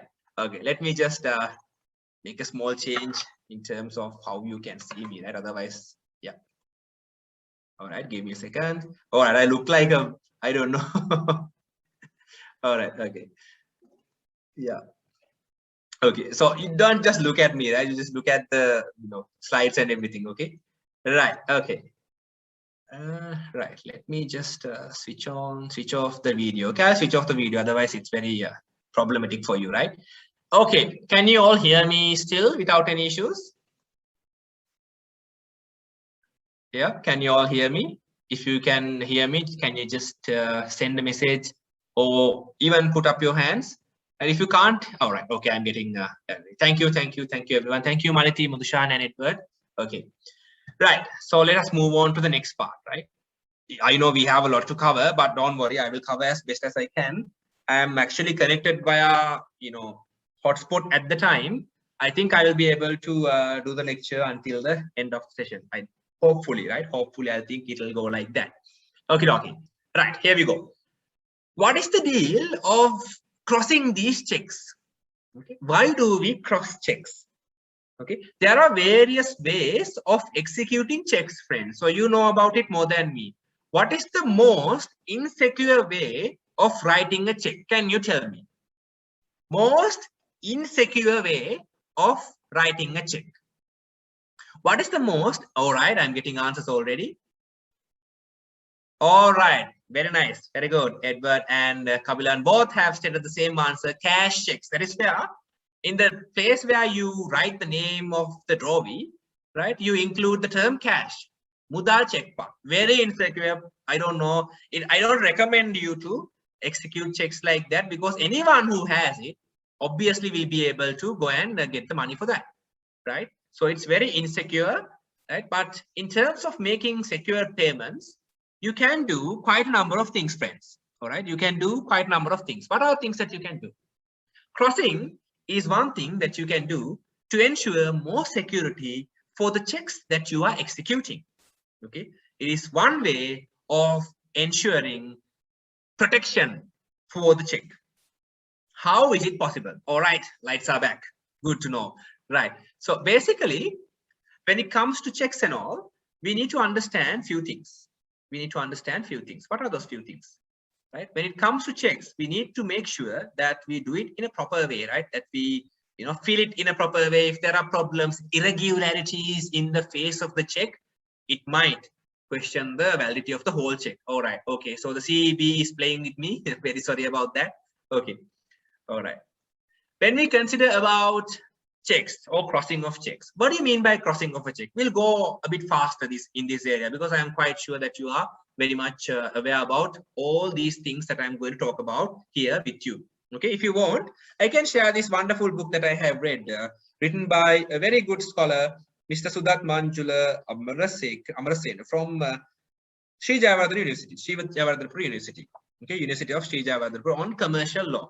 Right now, he is a good example, right? So he is from the commercial aspect, right? But he has written a book on law. See, you can be an expert in different areas, right? Right, for journal articles, write articles, right? Because you have so much knowledge, share it with others. Okay, enough of jibber jabbering, right? Okay, crossing a check is basically drawing two parallel lines across the check. Okay, right? And sometimes, within these two parallel lines, when the two parallel lines are there, you get the idea that it is crossed. So when the check is crossed, you wouldn't issue money for, or you wouldn't issue payments for such a check through the account of the bank. It will only occur through an account. Okay, so that is one way of ensuring protection for the checks. Okay, now crossing will actually ensure protection of the rights of the true owner. It will protect the drawer to a certain extent as well. Okay, so it's really important that you also respect the demands of the one who executed the checks. So if the check is crossed, if you are not going to consider it, and if you are just going to make a payment, if something goes wrong, you are going to be in trouble. Please always act according to the law. Okay, don't take unnecessary risks. The law is very specific. When the law tells you to do something, do it. If we don't have to do it, of course, we have the discretion to question a law in the bill stage. But when the law is a law, you have to comply. Otherwise, some protections that are awarded to you through the act itself or through the ordinance itself will not benefit you in any way whatsoever if you do not respect it. Okay, so it's really important that you do respect that. Okay, so I'm sure you know all about checks. So this is something that I've got from Google Images. Okay, so I'm using these sites to give an idea about these aspects for different students now. So I have included check here as well. This is not a new thing for you, but of course, yeah, it's something that you already know. So when it comes to crossing, there are two types of crossings, right? So the general crossing and the special crossing, you already know about that. So in general crossing, two parallel lines will be drawn on the face of the check, and you can include words such as "and company," "not negotiable," right? "Account payee only," and things like that. You can include them here. There is a reason for writing those words, friends. I am sure you know about that. I will just give you a basic idea about it. Okay. And special crossing, what happens is that with those words or without those words, you are going to include a name of a bank, right? Okay. So I had another check here, but it's not here. Sorry about that. Okay. So there are various types of crossings. Okay. Special and general. In special ones, apart from the words, or even though it's an empty one, okay, only the parallel lines, if you include a name of a bank, that means it becomes a special crossing. Okay, so people have different problems. Okay, what do you mean by not negotiable crossing? Sometimes people think that if you include the words not negotiable, okay, if you include the words not negotiable, people sometimes think that, okay, not negotiable means you can't use the check for transactions. No, that's a very wrong perception. Okay, when it says not negotiable, the consequence is something like this. Okay, the legal consequence of having this specific crossing with the words not negotiable, okay, the reason or the legal consequence that would come about through a crossing like that is that the person who gets a check like that will not be able to get a better title to the check rather than or more than the person who gave the check. Okay, now I actually went and stole a check from from Edward. I have stolen a check. Okay, and that check I have stolen from someone. Okay, And afterwards, I am going to go to Madhushan or Nimshi, for example, and I'm going to provide or endorse the check and give it to you. So in that sense, if you are a holder in due course, you will have proper rights over that, right? Because you had no idea about the problems in the check. You, in good faith, believe that everything is in order. So having that belief in your mind, you accepted that check without any issue. So you are a very good person in good faith for good valuable consideration. You have accepted that specific check. So you are a good person, good man, good woman, right? Good chap. Okay. So under such circumstances, right? Under such circumstances, what happens in a not negotiable crossing is that when there is a not negotiable crossing, if I am providing my check to you, okay, you will not get better title to that check better than me. The same problem that I had in the title of the check will go to you as well, even though you had no idea about what from where I got the check and how I obtained the check. All right, do you understand that? That is what you need to understand. So when you get a check from someone with the crossing not negotiable, you can provide it to others as well, but be a bit more careful because it's something like a fishy game. Okay, can be something fishy. Don't always suspect people. But if you get a check involving the words not negotiable, please, okay, please be careful. Be careful. I'm not saying the ones who are providing the checks with the crossing not negotiable are bad people. But there can be different things. Okay, so it's about ensuring protection for yourself as well. By all means, always protect yourself as well. Okay, there's no issue whatsoever with that. And then we have the account payee crossing. Okay, so here some crossings are like customs. Okay, when these words are written, okay, in the parallel lines, it actually gives a notice to the banker that only to the account of the payee the money should be credited. Okay, only to the payee's account the money should be deposited. Okay, so there are different things that we have to consider. Now, what if you write a cash check and then you cross the check and say account payee only?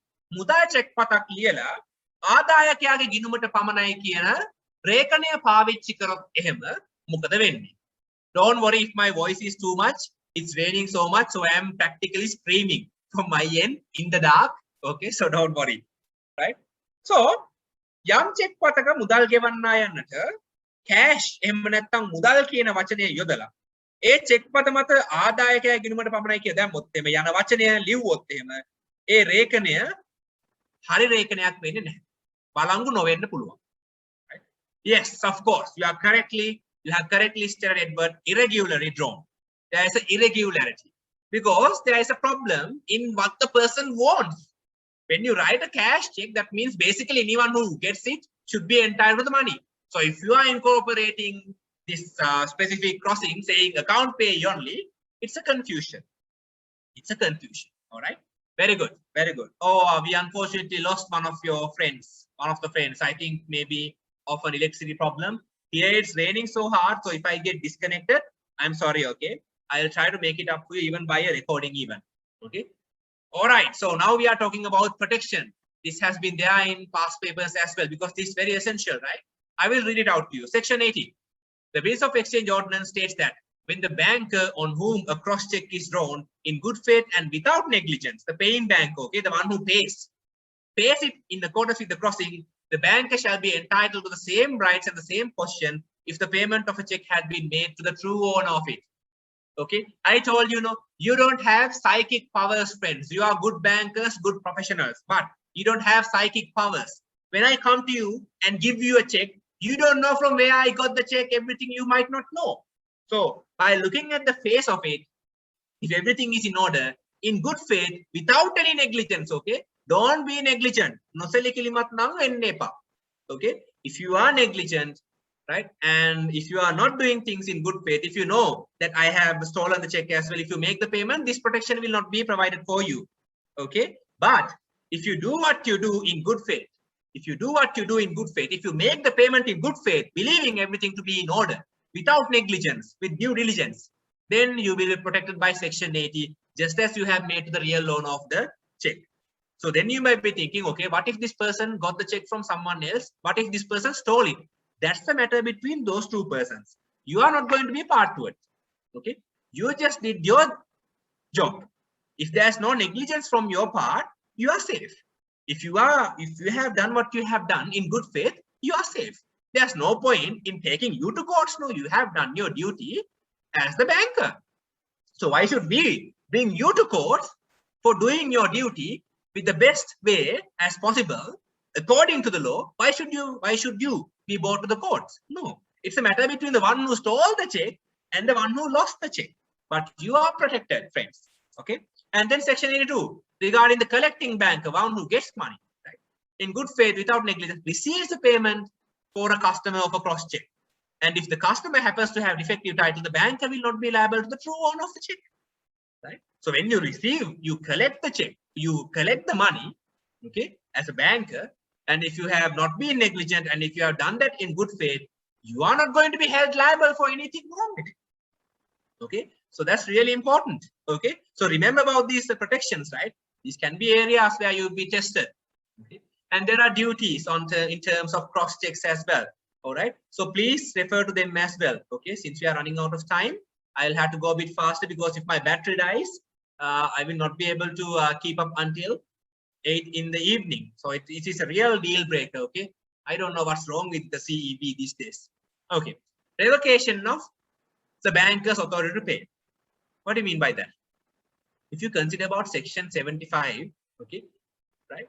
If the banker is going to receive, now if you just consider about section 75, if the banker receives a countermand of payment, what do you mean by countermand of payment? Right? That is where the one who drew the check, the drawer, is revoking the instruction. Hey, don't pay for the check.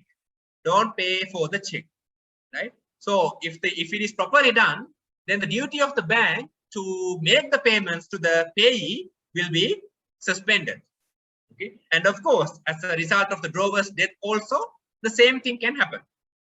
Okay? Or notice of winding up petitions, or notice of presentment of bankruptcy. On all those situations, the same consequence is going to happen. Can you all hear me?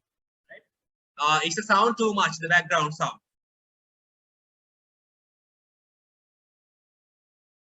All right. Okay. So if you can hear me, I'm glad. I'm practically screaming here because sound is so much. It's raining cats and dogs here. Okay. See the question. One of the questions that you've got. Where a person countermands a check drawn by him on a banker with dishonest intention, the banker does not honor the check. Due to that reason, the said counterman constitutes a criminal offense in Sri Lanka. So we know about section 75 already. But I also want you to refer to section 398 of the Penal Code, and there are some other sections as well. Okay, let me just give you an idea about it. Right, I will just read out the sections or the acts for your kind reference. Okay, so make sure that you read them as well. Okay, you have to refer to the provisions of the Debt Recovery Act as well. Okay, section 398 of the Penal Code. Very important, right? Deceiving persons, fraudulent intentions, cheating and things like that. You will be, punished for that. Okay. And the Debt Recovery Special Provisions Act number 2 of 1990. So you have to find some other provisions as well, right? Since we are running out of time, I did not include a lot of provisions, but I will share a web page with you. But in line with that, please remember that under the Civil Procedure Code as well, under the civil law, you can also start civil actions as well, right? Civil actions as well. All right. So please remember that. Okay. Please remember that. This is actually a question that was there in the past papers. And this is also another question that I have seen in one of your past papers. What do you mean by a stale check? I am sure you know about this more than me. Okay. Where are instruments? Now, what do you mean by a check usually? Right now, this I have included for the purpose of giving you an idea about what negotiable instruments are. But when it comes to checks, section 73, what does it say? A check is a bill of exchange drawn on the banker payable on demand. So you already know about that. So what do you mean by a stale check? Stale check is one which cannot be honored because a reasonable period has expired from the date on which it was executed. 6 months have passed by, the person did not come to, get the cash for the, or he or she might have deposited it after 6 months. Okay. So there are certain issues as such. So remember about stale checks and also consider about post-dated checks as well. Sometimes you can execute a check with a future date in it, right? So there's a difference between the two. Okay, please remember that. I'm sure you know about it, so I'm not going to take a lot of time to give an idea about that. Okay, now this, friends, is also another question that I have seen in another paper of yours, right? If a check is crossed not negotiable, the holder thereof cannot become a holder in due course. Do you agree with the above statement? Give reasons to your answer with applicable legal provision. So I have detected few sections, right? According to section 2 interpretation, a holder is a person, okay, who is either the payee or the endorsee of a bill or a note, who is actually in possession of it or the bearer of it. So when it comes to bills, okay, there can be order bills and there can be bearer bills. Okay, so in order bills, of course, an endorsement should be necessary, but in bearer bills, the person who bears it might be able to have rights over it. Okay, in a person who is in possession of a bearer bill is a holder of it, but to be the holder of an order bill, the person in possession should either be the original payee or the person to whom the bill has been endorsed. Endorsement we know, types of endorsements we know. Okay, right. Okay, I'm very sorry about the electricity issue. Right, it's going and it's coming and going. I don't know what's wrong, but we'll continue. Okay, life is full of challenges. We should not surrender to the challenges rather than facing it. Right, we have to face it. Okay, section 29 is it goes like this, friends. Now this question asks you about holder in due course, right? Hold in due course. Who is this dude? Who do you mean by hold in due course? According to section 29 of the Bills of Exchange Ordinance, friends, a holder in due course is defined as a person who has taken the bill complete and regular on the face of it. When you get, for example, a check, okay, everything on the face value, on the face of it, everything is in order. The figures are clear, date is clear, the name is clear, the figures are clear, the numbers are clear, the signature is okay. Nothing fishy about it. Everything appears to be okay. But when you get a check with a lot of blood on it, mud on it, okay, some things like that, it's not a proper check, right? You will be alarmed. Okay, what in the world is this? From where did you manage, or how did you manage to have blood on this specific check? What are you doing? You might be asking, right? But if the check is in order, nice, like a bubbly check, right? It's glowing like very nicely. So then you will not have any problems regarding it, right? So basically, if the check is in order, there is no way in the world that we will be able to find out whether the check is coming from bad origins or whether the check has bad origins. So if you have accepted a check, but on the face value, everything is in order, okay? And under these conditions also, if these conditions are also fulfilled, you can become a holder in due course, right? One, you became the holder of it before it was overdue. Before it was overdue, you become the holder of it. Plus, without notice that it has been previously dishonored, you had no idea that it was previously dishonored. Plus, if such was the fact that you took the bill in good faith for value, and at the time the bill was negotiated to you, you had no notice of the defect in the title of the person who negotiated it. Okay, I might have hit someone in the night and got a check from his pocket, endorsed it, and provided to you. When you got it, you had no idea that I have done a criminal act to obtain this check from someone forcefully. You gave value for that check, and in return, you got what you deserve, right? You might have provided me some goods, something as such, some benefit to me, and in return, you got the check. So you have all rights over that check because you had no idea about the problems in that check. You had no idea about the problems, or you had no idea about the unethical conduct of mine. My unethical conduct in obtaining that check. You are a person who did everything in good faith. You are a good person. Okay, you had no idea about the problems. You had no idea about the issues. You had no idea about the dirty nature behind the check that I have given you. So you are a good person. Should you be punished for being a good person? Of course not. But look at the question.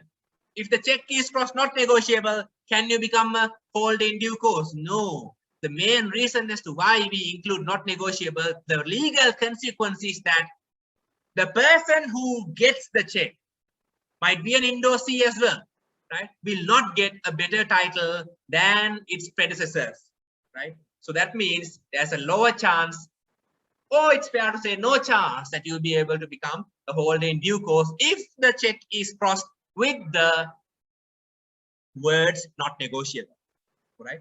So I hope it is clear to you. I'm sure you know more about these things more than me, right? I'm not unhappy to admit that you might know better than me, right? That's completely fine. Okay. So see, in a particular title of a person who negotiated bill is defective within the meaning of this ordinance. What do you mean by defective title? If the check or the bill has been obtained by fraud, duress, force, fear, unlawful means, things like that. All right. So that is the meaning of fraud. Okay. That is what you need to understand. All right. So, right. We are now at money laundering. Okay. We have had a discussion about this yesterday, but I just thought of giving you some extra insights as well. I am sorry if I sound like I am running out of gas because I've been doing lectures from 8:30 in the morning. So you'll see a small kind of like a difference in how I speak. Okay. If you feel it, I'm sorry. If you don't feel it, it's fine, right? Okay. Money laundering. We talked about this yesterday and you gave me very nice answers. Okay. But I have seen another question from money laundering in your past papers. Okay. Right. So that's why I thought of giving you an idea. It actually basically asks you to define what money laundering is according to the provisions of the Money Laundering Act. Okay. So money laundering, as you have correctly stated last night when I asked about it. Okay. You have correctly stated that money laundering is the act of, making illegal money look like you got it from legal means. Okay. Trying to transform dirty money into legal and good money. All right. That is the basic purpose behind money laundering. So in money laundering, there are 3 stages. So full credit to the Institute of Chartered Accountants. I have got this from one of their books. Okay. Placement, layering, and integration. So I assume that you already know about this. So to save time, I will go to the next part. But if you find anything difficult, just send a small message. I will be happy to explain this to you. Okay. So when it comes to laws regarding money laundering, there are so many laws in Sri Lanka. Prevention of Money Laundering Act number 5 of 2006, Financial Transactions Reporting Act, under which this financial institution, right?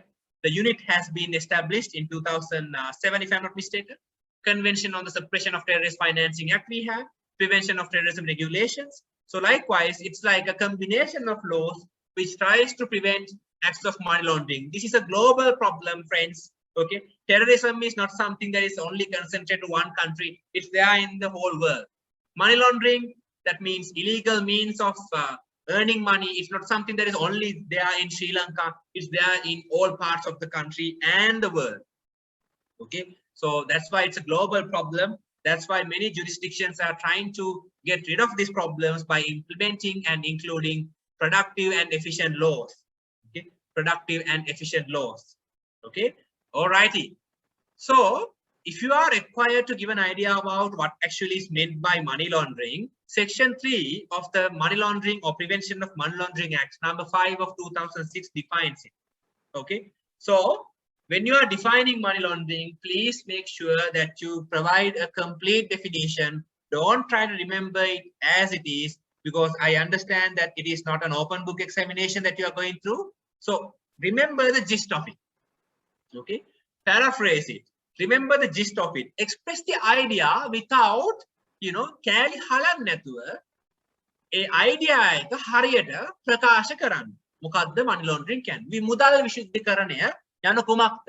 එහෙම ප්‍රශ්නයක් තිබුණොත් එහෙම මේක මේ විදිහටම ලියන්න නම් මාර ප්‍රශ්නයක් වෙනවා. මට නම් බැහැ ලියන්න. මොකද මට ඔහොම පාඩම් කරන්න අමාරු. If you can, ඔයගලන්ට පුළුවන් නම් ඔයගලන්ට හොඳ මොලයක් තියෙනවා. හොඳ මතක ශක්තියක් තියෙනවා. But me on the other hand, I find examinations quite challenging because sometimes I can't remember things, but rationally I can remember things. So that privilege I have, right? That's why I always try to remember things in practical ways. Because if you are trying to remember certain thing in a practical way, you don't have to, study things by heart, right? You don't have to study things by heart. So that is something that you need to consider. All right. Okay. So what are the other aspects that you have to consider? See, a person who is going to engage directly or indirectly in any transaction with regard to any property which is derived or realized directly or indirectly from any unlawful activity, from the proceeds of an unlawful activity, or receives, possesses, conceals, hanganavanam, disposes or brings into Sri Lanka, Lanka or transfers out of Sri Lanka, Lanka or invest, Lanka Tula. Any property which is derived or realized directly or indirectly from unlawful activity or proceeds of unlawful activity, you will be guilty of money laundering, friends. But there are other things. Knowing or having reasons, if you don't know or if you don't have a reason to believe that this money or the assets that you got it or someone has given it to you through unlawful activities, right? Then of course you are not wrong. No, but if you knew about it or if you have reasons to believe that there's something wrong with this, you are guilty of money laundering. Okay, and a trial will be there in the High Court. Fine is not going to be less than the value of the property. Maximum is 3 times of the value of the property. And okay, you have imprisonment as well. Okay, rigorous imprisonment for a period not less than 5 years and not exceeding 20 years. So that means 5 to 20 years can be there. So both fine and imprisonment can be there as well. Fine එකක් දෙන්න පුළුවන්, right?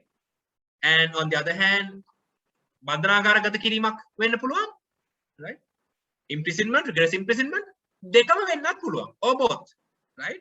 මම මේ හිටියා නම් judge කෙනෙක් විදියට, if I am an honorable judge, I will give both, right? Because you should not do things like this. Illegal means you should not tolerate, okay, right? And the assets of the person, right, of money laundering, okay, will be forfeited, right? So that's something that you have to consider. And on the other hand, sometimes ඔයගොල්ලන් සමහරවිට ඔයගොල්ලන් හිතන්න පුළුවන්, හරි මම ඔය මුකුත් කරේ නැහැ. Okay, හැබැයි මම නිකන් try එකක් දුන්නා විතරයි. I only tried to do it. Conspire කරා විතරයි. කුමන්ත්‍රණයක් කරා විතරයි. ඉතින් මම කුමන්ත්‍රණය කරා විතරනේ, මම වැරදක් කරේ නැහැනේ. නේද?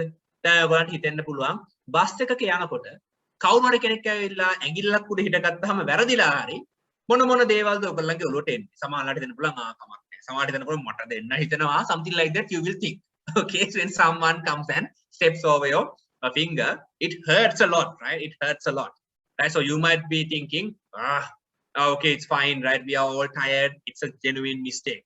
Sometimes you might think, I feel like hitting this person, a front uppercut or something like that, right? So something like that you'll think. So thinking like that is not going to be a crime. But here, if you are going to help someone out, if you are going to conspire, if you are going to help someone, or if you are going to convince someone to do things like that, you will be guilty. Okay, you will be guilty. And if you help someone, if you are going to accompany someone in doing these wrong things, you will be treated in the same way that the offender will be treated. Okay, aiding and abetting, the meaning is extracted according to sections 100 and 101 of the Penal Code of Sri Lanka. Read these 2 sections from the Penal Code. Not very difficult, very easy to read. Okay, all right. So then the presumption of money laundering. What do you mean by presumption of money laundering? Now in contract law, do you remember we had something called, or we have something called presumption in terms of domestic agreements, and presumptions in terms of what do you call all these presumptions in terms of commercial contracts. Do you remember? Can you recall? We do have it, right? We do have it, right? Okay, so when we consider about, okay, give me a second please, sorry, give me a second. Okay, right. So when we consider about section 4, what do you mean by presumption, friends? Okay, pura nikamanak. Now I'll just explain Sinhalese and then I will explain in English as well. Okay, hitanako podak mama ena class ekata, right? Habayi awama nikan ara moona tikak ma amutu raudra bawak tiyena. I look like I am not doing so well today. When I come into the class, my face is completely different. I know the face is not so good even if it is in the normal state. But just assume that you see something in my face. Like you feel, okay, this dude is surely angry with something. We have to be extra careful with this person today because I feel like he might have had some sort of dispute with someone. So I think he is angry. But did I tell you that I was angry? No, no, no. By the look of the facts, by examining the atmosphere, by examining the features, right? You are coming into the conclusion that I think there's something wrong. But in fact, there might be nothing wrong. But you think that there should be something wrong. Okay? You think or you imagine or you presume that there's something should be wrong. That there's something wrong with this person today. It's okay to think like that. No problems, right? So here, when it comes to law also, law presumes certain things. Under contract law, in intention to create legal relations, what is the presumption? It is presumed by the court that in domestic agreements, parties did not have the intention to create a legally binding relationship. Secondly, when it comes to, for instance, intention to create legal relations under commercial contracts, the law presumes and assumes that the parties did intend to create a legally binding relationship. All right. But these presumptions are rebuttable. That means by using contradictory evidence, you can disprove it. විවිධාකාරයේ සාක්ෂි පදනම් කරගෙන ඒ presumption එක වැරදි කියන එක ඔප්පු කිරීමේ හැකියාව අපිට තියෙනවා. But under section 4, there is a presumption. This might be tested as well. I don't know for sure, but this is a really important area. Okay. Until the contrary is proved, until it is proven otherwise, that any movable or immovable property acquired by a person and has been derived or realized directly or indirectly from an unlawful activity, or are those proceeds of unlawful activity, if such property being money that could not have been part of known income, or money which is known income or receipts has had been converted to. What do you mean by this? If you have some money, if you have some properties, okay, which are not part of your known income, දැනගෙන තියෙන income එකක් තියෙනවානේ. දැන් ඔයගොල්ලෝ බැංකුවක හරි එහෙම නැත්නම් නීති නිලධාරියෙක් විදියට හරි බැංකුවක හරි කොහරි වැඩ කරනවා නම් known income එකක් තියෙනව නේද? ඔයගොල්ලන්ට උදාහරණයක් විදියට හම්බෙන ගෙවීම අපි සාමාන්‍ය ව්‍යවහාරයේදී කියනවා පඩිය කියලා. Right? Or in English, the salary that you get, the wages, okay, that is part of your known income, right? So if your known income is 150,000 or 80,000 per month, if you get some other income on a monthly basis, 25 lakhs or 2.5 million or 3.5 million, 100 million, something like that, if it is not part of your known income, isn't it enough to suspect you? සැකයක් හිතන්න බැරිද? දැන් උදාහරණයක් විදියට පොඩක් මෙහෙම හිතන්නකෝ. දැන් උදාහරණයක් විදියට මගේ monthly income එක රුපියල් 50000යි. හැබැයි මම යන්නේ ලක්ෂ 170ක් වටින කාර් එකක. ඉන්නේ ලක්ෂ 800ක් වටින ගෙදරක. ඉතින් මිනිසුන්ට එහෙම අවත්කම් තියෙන්න පුළුවන්. මහන්සිලා වැඩ කරන කට්ටියට ඒ වගේ දේවල් තියෙන්න පුළුවන්. අනිත් මං හිතන්නේ මහන්සි නැති අය එහෙම නෑ කියලා. අපි හැමෝම විවිධාකාරයෙන් මහන්සි වෙනවා. ඉතින් සමහර අය කරන ඉන්වෙස්ට්මන්ට් එක ගොඩක් නේද? මහන්සි වෙන විදිහ අනුව ගොඩක් බෙනිෆිට්ස් හම්බ වෙන්න පුළුවන්. right? ඒක තප්පර ගානයිනේ වෙනස් වෙන්නේ නේ. තප්පර ගානකින් කෙනෙක්ගේ ජීවිතය සම්පූර්ණයෙන්ම වෙනස් වෙන්න පුළුවන්. දැන් උදාහරණයක් ගන්නකො අපි මේ ළඟදී ගොඩක් ජනප්‍රිය වෙච්ච සින්දුව නේද? ඒක තප්පර ගානයි right? වෙනස් වෙන්නේ. කොච්චර දේවල් වෙනස් වෙනවද නේද? ඉතින් ඒක වාසනාව වෙන්න පුළුවන් and plus the talent. So likewise it depends. Now, දැන් මම මගේ මාසික ආදායම 50000ක් තිබියදී if my monthly income is 50,000, if I am riding a vehicle worth 150,000, no, 150 lakhs, not 1,000, 150 lakhs, isn't it suspicious? It is suspicious, right? But if I am the richest person in Sri Lanka, if I do something like that, then there's nothing much to suspect. But of course, I might be a very bad culprit who does drug trafficking and human trafficking. That's a different deal. But here you get the idea, right? Tamanta කියන්න බැරි කියන්නේ කොහෙන්ද හම්බුනේ කියලා කියන්න බැරි විදිහේ යම්කිසි ආකාරයක ප්‍රතිලාභයක් තියෙනවා නම් එතනදී අපිට නිගමනයක් කරන්න බැරිද මේ පුද්ගලයා මේක ගත්තේ කොහෙන් හරි වැරදි තැනකින් කියලා. Can, right? It goes with money and other properties as well. So that is this presumption. Remember that, okay? Right. If you have problems, please do ask. And we also have the Financial Transactions Reporting Act. I wonder, I just wish I had more time to spend with you, but I don't have time. So I did not talk a lot about the financial reporting and other related aspects. Okay. And other related aspects. So I'm very sorry about that. Okay. But I will share some perspectives with you. All right. And we will do something about it. Okay. So in the second thought, do you want a break, friends? Or do you feel that you are a bit, it's difficult to focus?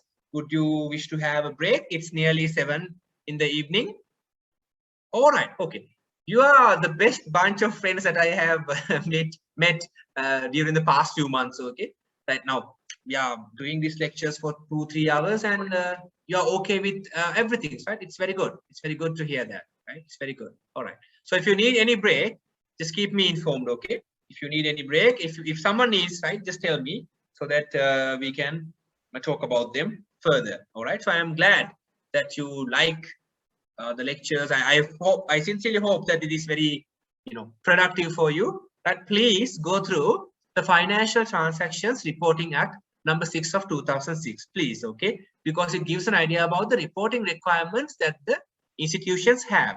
So this is very much related to you as well as bankers, and there are so many things there that we have to talk about. But your syllabus is so extensive, and I only have 6 hours, so I will not be able to discuss everything. But please consider this act, okay? If you have problems, send me a mail. You can send me a WhatsApp message, because sometimes calls I might not be able to answer because of the strict schedule that I have. But don't worry, if you have any concerns, send a message. I will share a recording with you, okay? All right. Then we have property rights of spouses. Why did I use this? I have seen a question which asked about various types of marriages in Canadian law, okay? Our country is a beautiful country, right? Some not so beautiful people are also there. So they are the ones who are ruining the country. That's a different case. But when it comes to the country, this is a very diverse country, right? Different cultures, different languages, right? We are all living together in the same territory to which we refer to as the Democratic Socialist Republic of Sri Lanka, okay? Now here, friends, there is a law, a legal system that is applicable to all the persons in the same way. If I kill a person, even if by birth I am a Sinhalese and by birth I follow the Buddhist philosophy, for example, even though that is the case, right? Even though that is the case, right? The thing that you need to consider here is that even though that is the case, now sometimes some of you might be professing Islam religion and your mother tongue might be, for example, Tamil. And some of the friends who have joined here with us today, right? You might be, for example, a Hindu friend, right? And the mother tongue is, for example, Tamil, for example, right? And, there may be various other types of friends as well whose religion is Christianity, right? Okay, who knows, right? It's fine. We have a lot of religions and we have a lot of cultural and other aspects in the country, right? Which makes this country more beautiful. But you need to understand, even though we have our own identities in terms of our culture or sometimes religion, there may be persons who don't have any religions as well, okay? Even though that is the case, there's a law that is applicable to all of us in the same way. If I kill a certain person, doesn't matter whether I'm a Buddhist or doesn't matter whether I'm a Muslim, doesn't matter whether I'm a Hindu, right? Doesn't matter whether I'm a Christian, that doesn't matter. The law will be applicable to me in the same way. But in terms of certain civil aspects, friends, you need to understand that in terms of marriage, divorce, how properties can be divided, that cultural aspect or the religious aspects will be applicable to the groups of persons who are governed by those areas of law. Okay, like for example, in terms of marriage, we have the Marriage Registration Ordinance, under which most of the marriages in Sri Lanka happens, right? I also married under the Marriage Registration Ordinance, okay? And on the other hand, we have Canadian Marriage and Divorce Act. Canadian Marriage and Divorce Act, Udarata Vivaha, okay? So Udarata person, so for example, Canadians are also usually Sinhalese, right? So, but still, there's a small difference there. So they can marry under the Canadian law, or they can marry under the Marriage Registration Ordinance. And then we have our Muslim friends. They can get into marriages under the Muslim Marriage and Divorce Act. And in case of deaths, for example, in cases of intestate succession, for a Muslim, the Muslim law would be applicable. For a Canadian, the Canadian law will be applicable. For persons like me, to whom the Muslim law or the Tesavalame law or the Canadian law is not applicable, the general law, the Matrimonial Rights and Inheritance Ordinance will be applicable in such cases. That is what you need to consider there, friends. Okay, that is what you need to consider there. Okay, So we will just consider about some aspects. Now I have seen one question, I think it was a 5 marks, which wanted the, applicants or the ones who are facing the examination to give an idea about the different types of marriages in Canadian law. Okay, so I just wanted to give you an idea about Canadian provinces. Okay, so as you can see here in this picture, right, this is the old one, right, a map of Ceylon with the boundary of the Canadian kingdom that is marked in red, right, from Henry Marshall's Ceylon, a general description of the island in 1846. See the Canadian region, Nuwara vitarak nemei, Nuwara Elia vitarakut nemei, Kagalla vitarakut nemei, peno neda monoragalak ahuwena neda.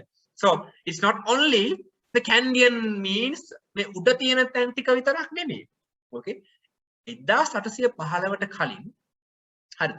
මම පොඩි කතාවක් කියන්නම්. 1815ට කලින් දැන් ඔයගොල්ලන්ගේ ඉන්නවනේ මුතුන් මිත්තෝ කියන අපේ නේද? previous generation නේද? ඒ previous generation එක දිහා අපි බලනකොට 1815ට කලින් මේ නුවර ප්‍රදේශය නෙමෙයි උඩරට ප්‍රදේශයේ හිටපු අය නම් ඕගොල්ලොත් කැන්ඩියන්ස් තමයි. කොහොමද හොයන්නේ කියලා නම් අහන්න එපා. පුළුවන් අපිට හොයන්න පුළුවන්. right? ඉතින් ඒක විදිහක් තියෙනවා කරන විදිහක්. ඉතින් ඒ විදිහ අනුව තමයි තීරණය කරන්න ඕගොල්ලෝ කැන්ඩියන්ස් නැද්ද කියලා. ඔයගොල්ලන්ගේ නමෙන් බලන්න පුළුවන්. දැන් නමෙන් බැලුවම මම නම් කොහොමද කැන්ඩියන් කෙනෙක් වෙන්න බෑ. But I'm a mix of two, because my mother is a Canadian and my father is from the down south. Okay, so but the thing is, for persons like me, the Canadian law will not be applicable. So when we consider about the Canadian Marriage and Divorce Act, what are the Canadian regions? The Central Province, North Central Province, Uva Province, and Sabaragamu Province. See, North Central, right? Sabaragamu, Uva, and Central Province. Okay, you get the idea, right? So there are different interpretations like that. Okay, so when we consider about the Canadian law, right, there are different marriages, right? Diga marriage and binna marriage. Can someone tell me, a friend, can someone tell me what's the difference between the two?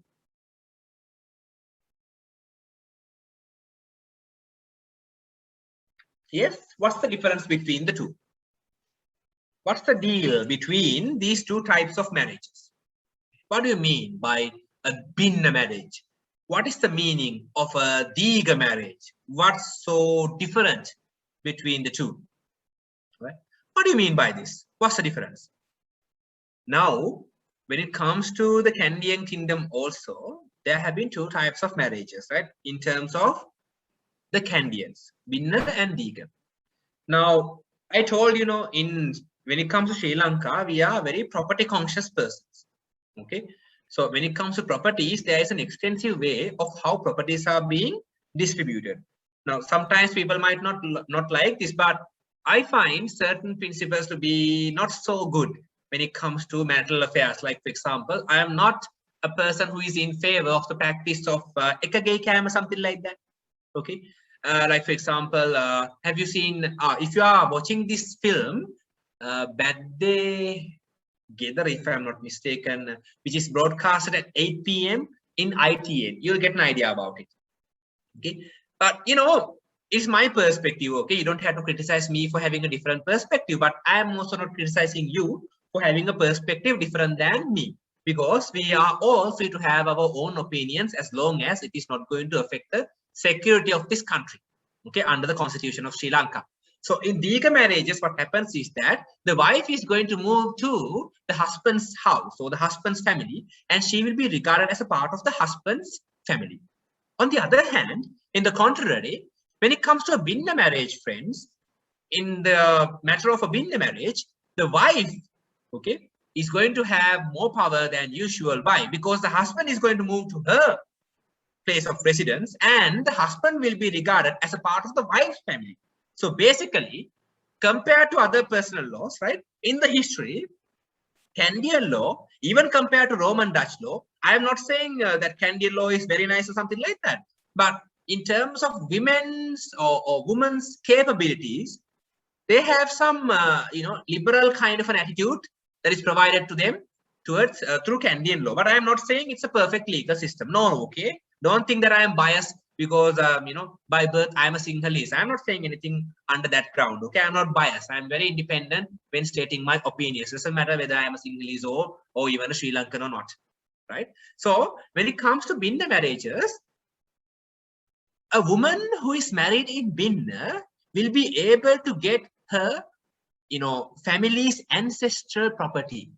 Okay, there's a difference between Paraveni property, that means the ancestral property, and acquired property. If a girl or if a woman under Canadian law marries in Diga, she will not be able to acquire rights over the ancestral property of the family. But if she marries under Binna, she can do it because she is still part of the family. Okay, right? So based on the type of marriages, your rights over the family's properties and things as such will be different under Canadian law. Did you understand that? I hope you were able to understand that. There are different case laws, right? Bandar Naik versus Bandar Naik, and there are many cases of Mampite versus Vegadapala, because sometimes when women, when they are married in Diga, sometimes they come back to the ancestral home and stay there for a long time. So there is a question as to whether they can reacquire නැවත ලබා ගන්න පුළුවන්ද ඒ නැති වෙච්ච අයිතිය පළවෙනි දේපල සම්බන්ධයෙන්. So there were cases like that in Mampiti versus Revocation, see, Rana versus Kiribindu, the same thing. Okay, and Jai Singh versus Kiribindu, see, it says in this case there are different perspectives. Okay, in this case it's different, and in this case it's different. In Jai Singh versus Kiribindu, it is stated that remaining or returning to the Mulgedara does not necessarily result in retention or reacquisition of the rights. Just because you come back to the Mulgedara, Mahagedara ආපමණි. එතනින් කියවෙන්නේ ඒ ආපු එහෙනු කෙනාට පළවෙනි property සම්බන්ධේ පළවෙනි දේපල සම්බන්ධ අයිතිය නැවත හිමි වෙනවා කියන එක කියන්න බෑ ගෙදර ආපු පළියට. Okay, if a Diga married woman is remarried in Binna, Diga ආකාරයෙන් විවාහයකට එළඹෙච්ච ගැහැණු කෙනෙක් නැවත විවාහයකට එළඹෙනවා නම් Binna ක්‍රමයට අනුව. Okay, එහෙම නැත්නම් if she is admitted to the family by way of a Binna settlement, Binna ආකාරයේ ක්‍රමයකට නැවත ඒ විවාහය වෙනස් කර ගන්නවා. උදාහරණයක් විදිහට මොකක් කරේ Binna settlement එකක්. If there is going to be a Binna settlement, right, and if it shows that a Binna connection was intended, then only she gets or regains the rights of Binna married daughter and will be able to inherit her father's intestate properties. If not, no. If not, no.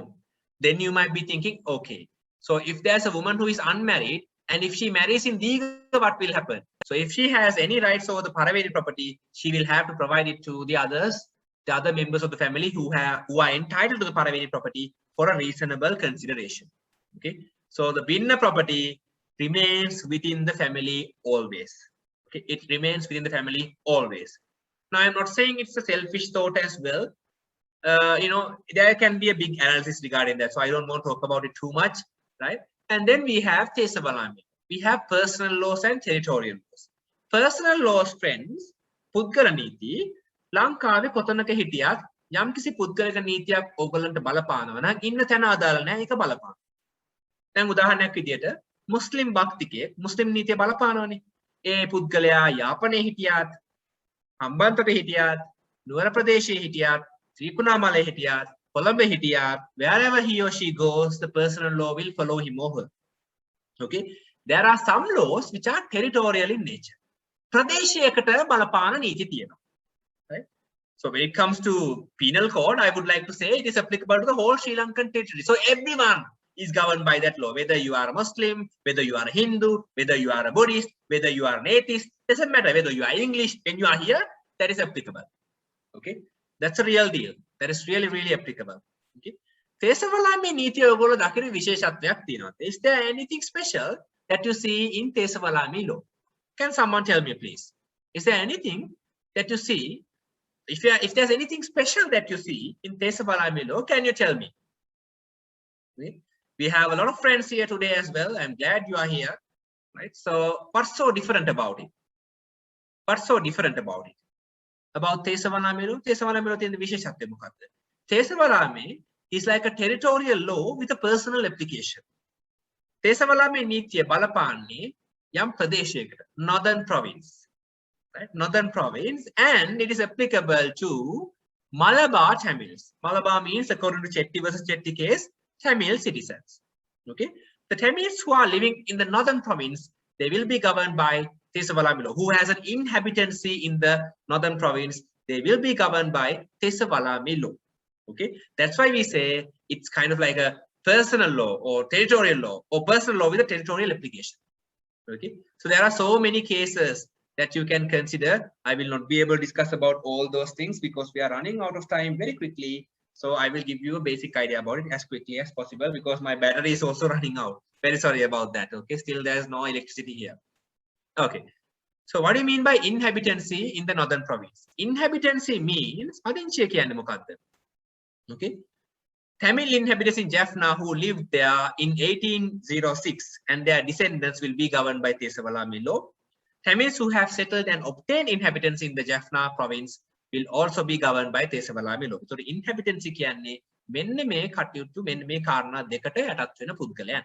1906ට කලින් කාලයේ සිට ඒ ප්‍රදේශයේ ජීවත් වෙච්ච දෙමළ පුරවැසියෝ ඉන්නවා නම් ඒගොල්ලන්ට එතන inhabitants එක තියෙනවා. Right? එහෙමත් නැත්නම් ඕනම Dravida පුද්ගලයෙක්, right? A Tamil friend that who has obtained inhabitancy පදිංචිය ලබාගත් කෙනෙක් ඉන්නවා නම් ඒ Jaffna province එකේ ඒගොල්ලොත් තේසවලාමේ නීතියෙන් යටත් වෙනවා. Okay, so basically Tesavalami law is a law that is applied to Tamil persons, okay, which is a personal character of the law and living in a certain locality, territorial law. So it's a personal law with a territorial basis. පුද්ගල නීතියක් හැබැයි territorial basis එකක් තියෙනවා. Right? That is something that you have to consider. Now, Tesavalami law is different from Kandian law. If you are a Kandian, if you are living in Madakalapur, if you are living in Batiklo, for example, and if you are living in Monaragala, or if you are living in Trincomalee, right? If you are living in Gaul, if you are living in Hambantota, it doesn't matter. The personal law follows you just like a shadow. Same thing with Muslim law. All right. Okay, so you have to consider about this. Now, I have included some slides on types of properties that you can see under Tesavalami law as well, right? See the Buddhism and Theriathetum, right? So these are various types of properties. Okay, just like in Kandian law, there are different types of properties under Tesavalami law as well. So in case of a interchange succession, these properties are divided in a different way. I did not include those slides because it can be too complex and unnecessary for you as well. Okay, now this is important for you.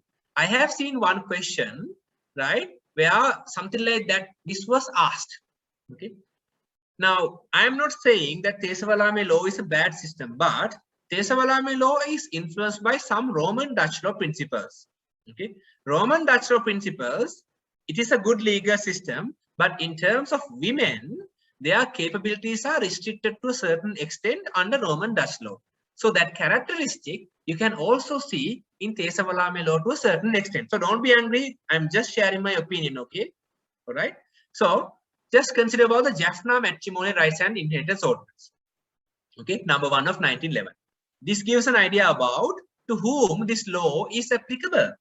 Under section 3 subsection 1, when a woman to whom Tesavalami applies is going to marry a man to whom Tesavalami law does not apply, during the subsistence of the marriage, she will not be governed by Tesavalami law. Tesavalami nitiya balapana ගැහැණු කෙනෙක් Tesavalami nitiya බලපාන්නේ නැති පිරිමි කෙනෙක් සමග විවාහයකට එළඹුණොත් ඒ විවාහය පවතින තාක්කල් Tesavalami nitiya ඇයට බලපාන්නේ නැහැ. But on the other hand, whenever a woman to whom Tesavalami does not apply marries a man to whom the Tesavalami law does apply, she shall during the subsistence of the marriage be subjected to Tesavalami. එකෙන් කියන්නේ මොකක්ද? Tesavalami නීතිය බලපාන්නේ නැති ගැහැණු කෙනෙක්. Tesavalami නීතිය බලපාන පිරිමි කෙනෙක් හා කසාදයකට එළඹුණොත්, විවාහයකට එළඹුණොත්, ඒ විවාහය පවතින තාක්කල් during the subsistence of the marriage, ඒ විවාහය තියෙන තාක්කල් ඒ අදාළ ගැහැණු කෙනාට Tesavalami නීතිය බලපානවා. Right? එකකින් කියවෙන්නේ mixed marriages සම්බන්ධව. උදාහරණයක් විදිහට mixed marriages කියන එක වැරදි දෙයක් නෙමෙයිනේ. දෙමළ පුරවැසියෙක්ට සිංහල පුරවැසියෙක් බඳින්න බැරිද? කසාදයකට එළඹෙන්න බැරිද? Can't a Tamil citizen marry, or not a citizen, Tamil person? Can't a Tamil person marry a Sinhalese person? Okay, we are all citizens, no? Whether Tamil law, English or whatever, it doesn't matter. Okay, that's why I rephrased my example. All right. So if a certain person, a woman to whom Tesavalami does not apply, marries a man to whom Tesavalami applies, she will be governed by Tesavalami law within her marriage. On the other hand, a woman who is governed by Tesavalami law, if she marries a man to whom Tesavalami law does not apply, she will not be governed by Tesavalami law during the subsistence of the marriage. So if there's a divorce, then the marriage is not there anymore. Right. What are the other things that you have to consider? Yeah. Now, we also have to consider how independent women are under Tesavalame law. Now, this is not a criticism. I am only talking about the law. Okay. So it says, Section 6. Such woman shall, subject and without prejudice to any trust as a quotient, have as full power of disposing of and dealing with such property by any lawful act interviewers between living person without the consent of the husband in case of movables, or with his written content or written consent in the case of immovables, but not otherwise, or by last will without consent as if she was unmarried. What do you mean by this?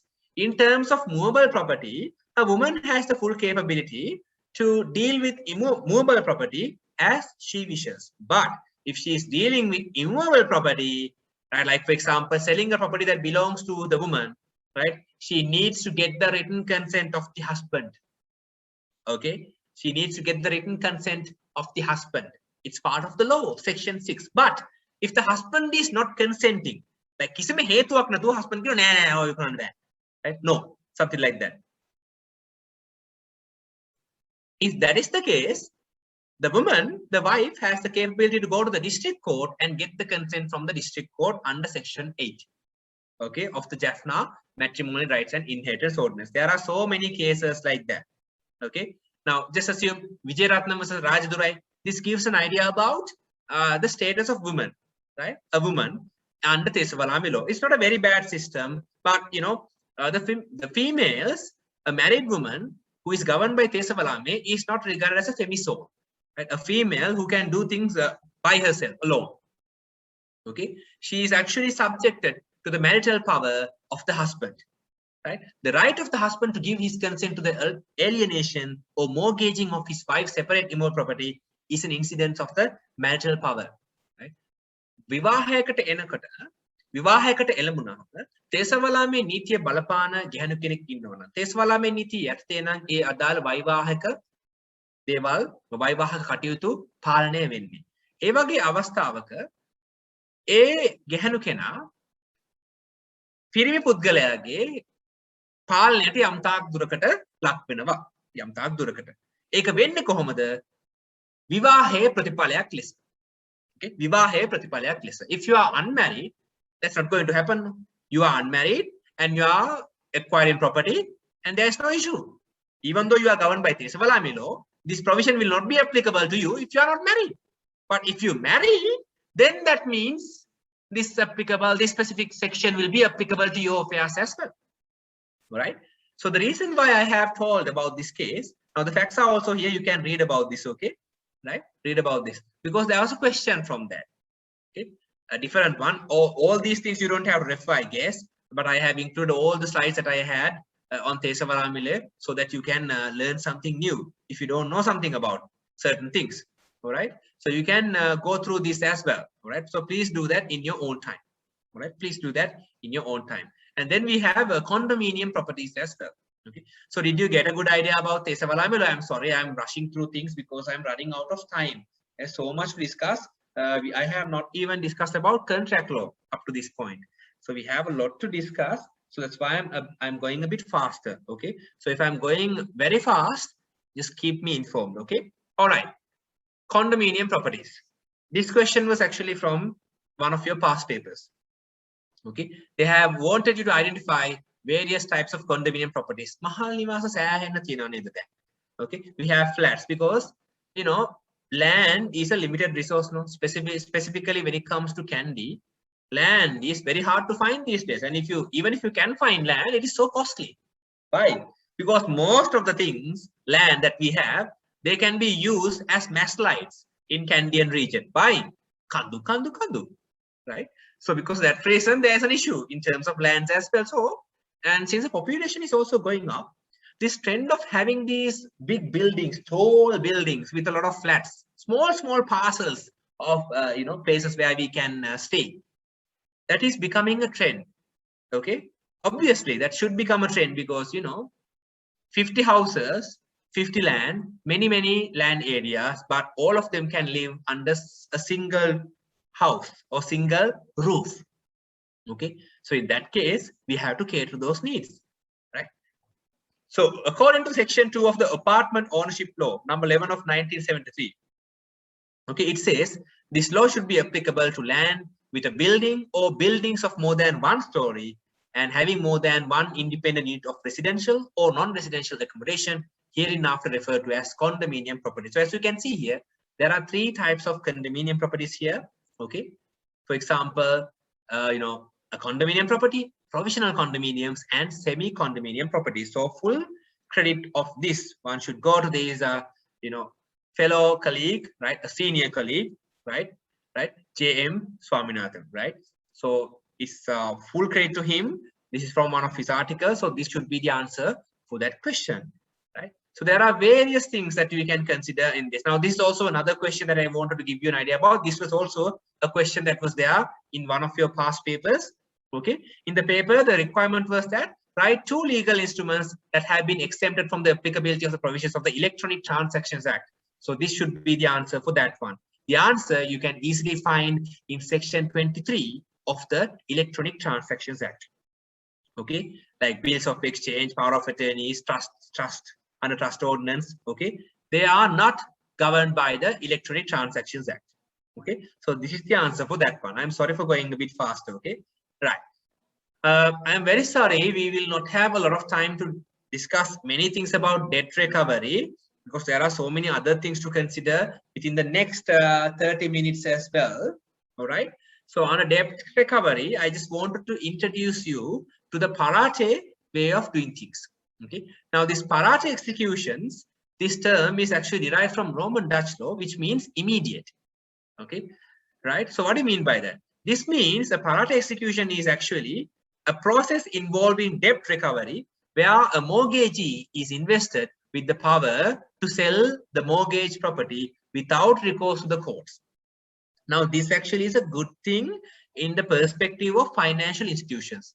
Otherwise, it will take so much time for you to go and get the money that is owed to you.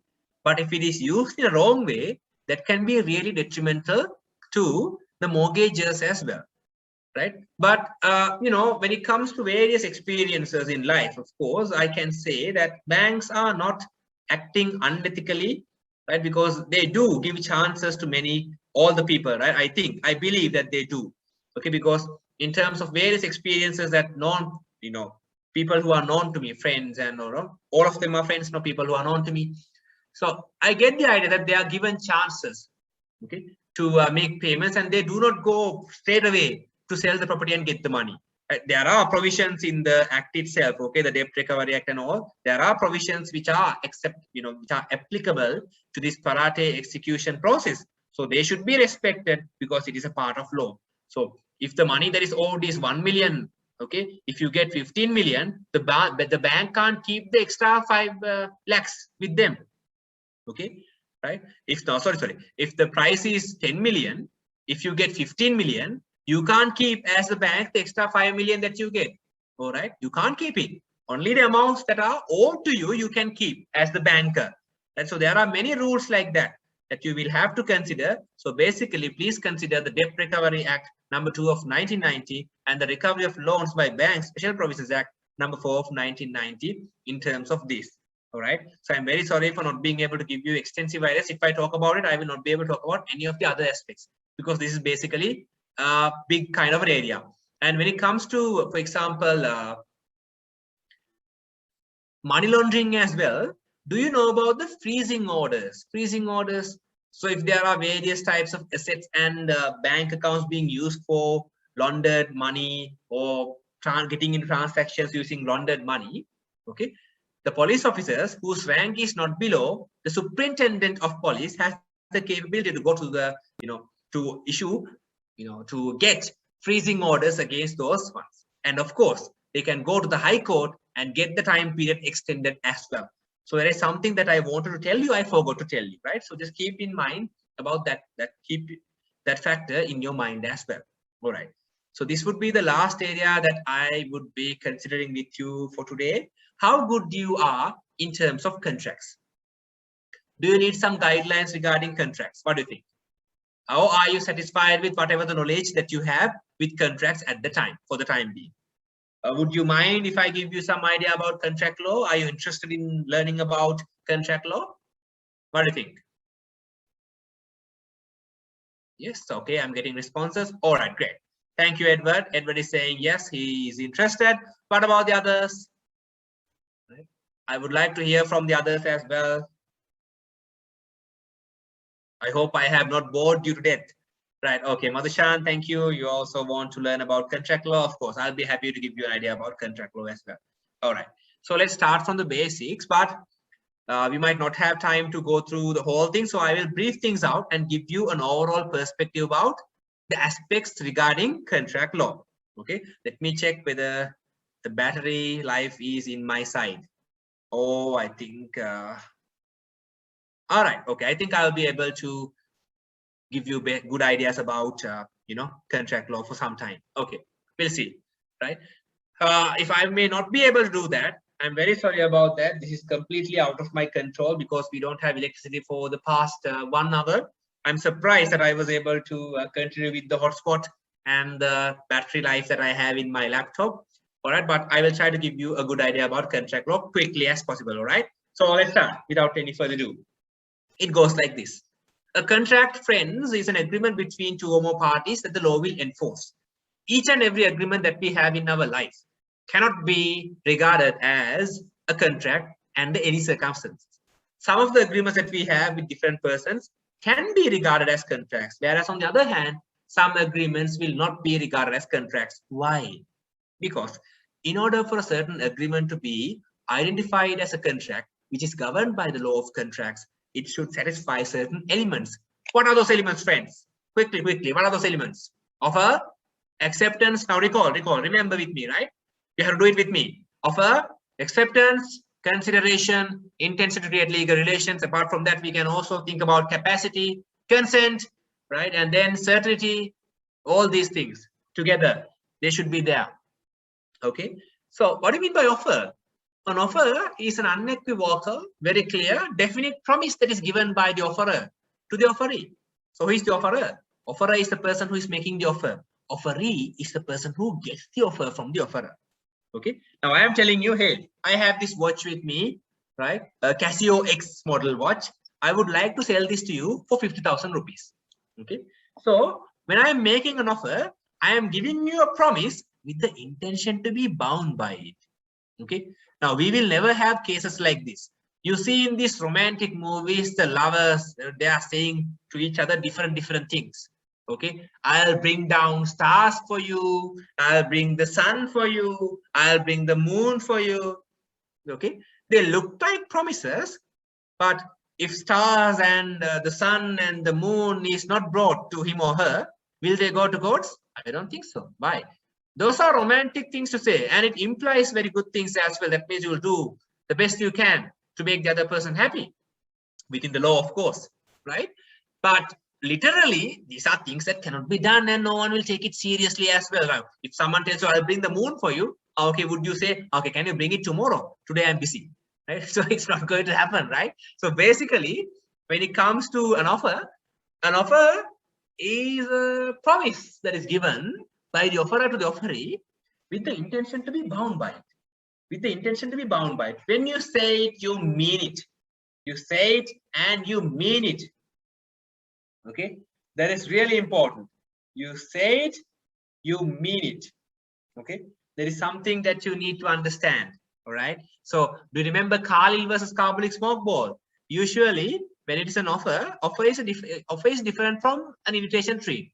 Can a friend tell me what's the difference between offers and invitations to treat? Can someone tell me, please? Come on, what's the difference between offers and invitation to treat? Yeah, come on, you can do it. What do you think? What's the difference? Offers and invitations to treat.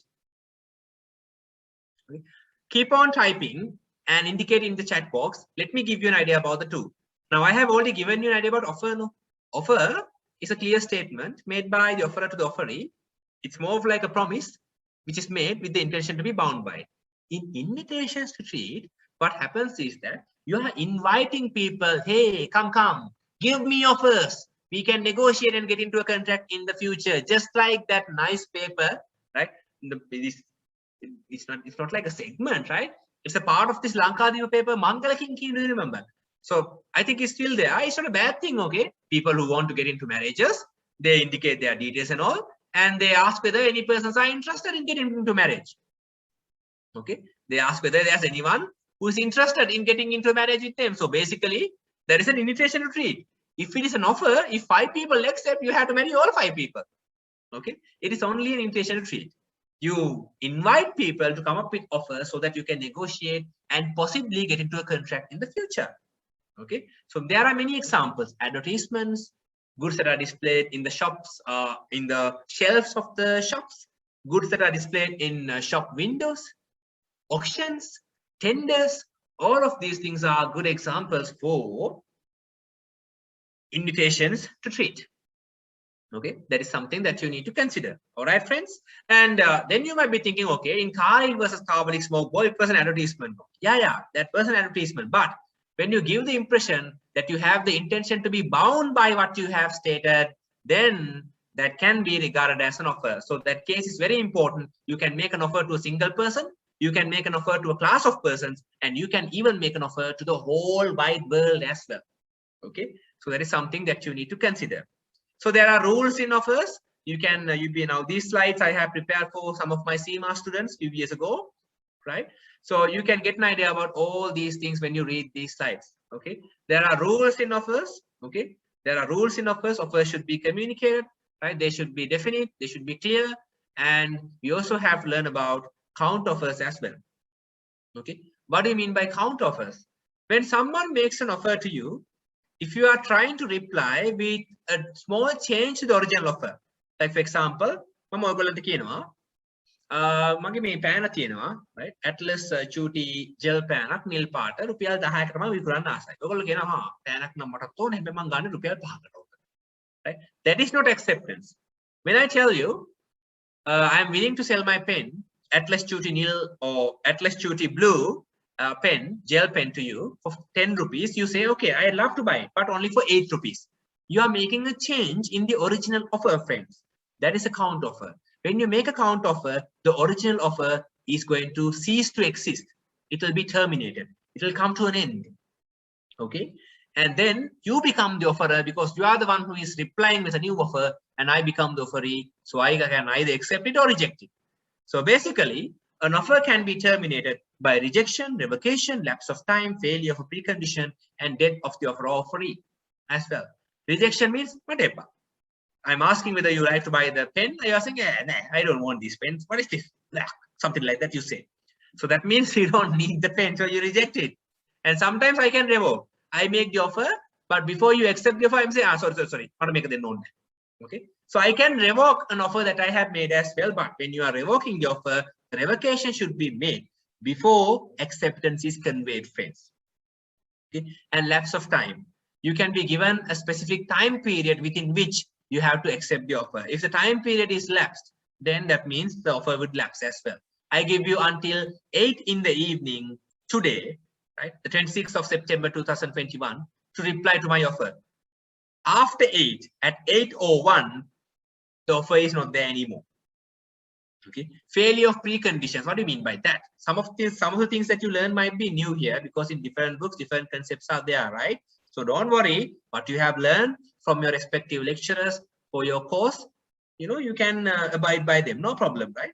So failure of a precondition, like for example, I have an auditorium and you got into a contract with me to rent out my auditorium for a musical show. Tomorrow after the rain, the auditorium is completely burnt and it is on the ground. So you can't proceed with the contract. Precondition, the condition on which the contract is going to exist is on the existence of the auditorium. When the auditorium is not there, how can you continue with the contract? You can't. And then death, that could be the case as well. So I have given you an idea about, here about express rejections and count offers. Okay. So what happens? This case, Hyde versus Wrench, is very important. So please read it on time. In your own time, I will share this with you tomorrow morning, right? I will send this to Mr. Naveen and Mr. Kanishka. They will surely share it with you.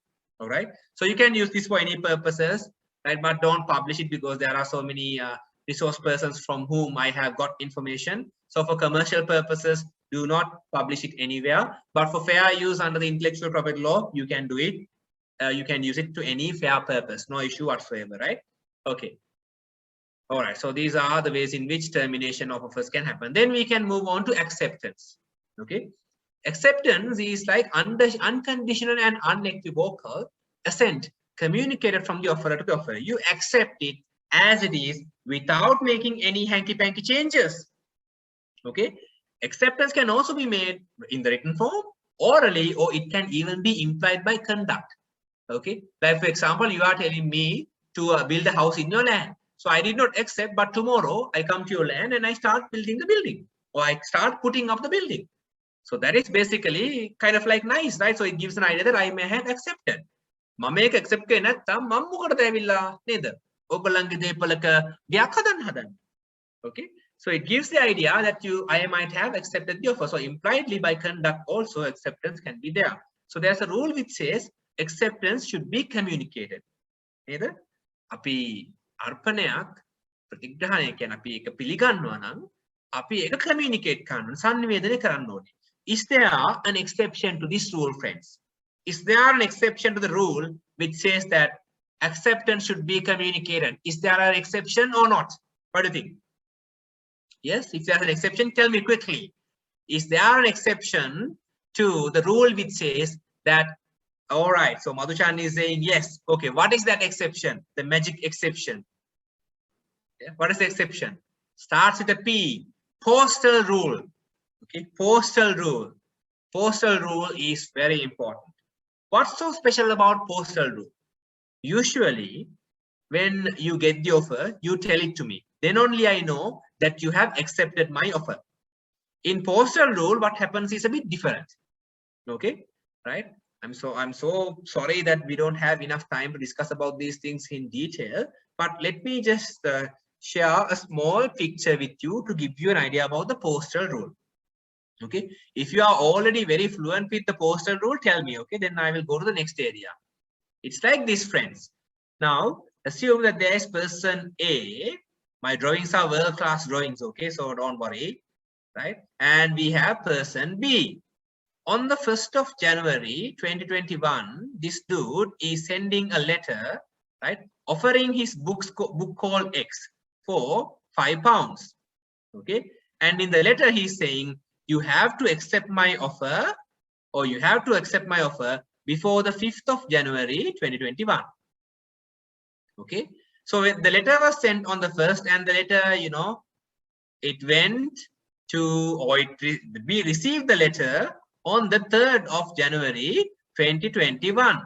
Okay, so he loved the offer, so he accepted the letter, so he accepted the offer right away and posted a letter of acceptance, right, duly stamped and with the address and everything, right? He posted on the 4th of January 2021, and this letter was received by A on the 8th of January 2021.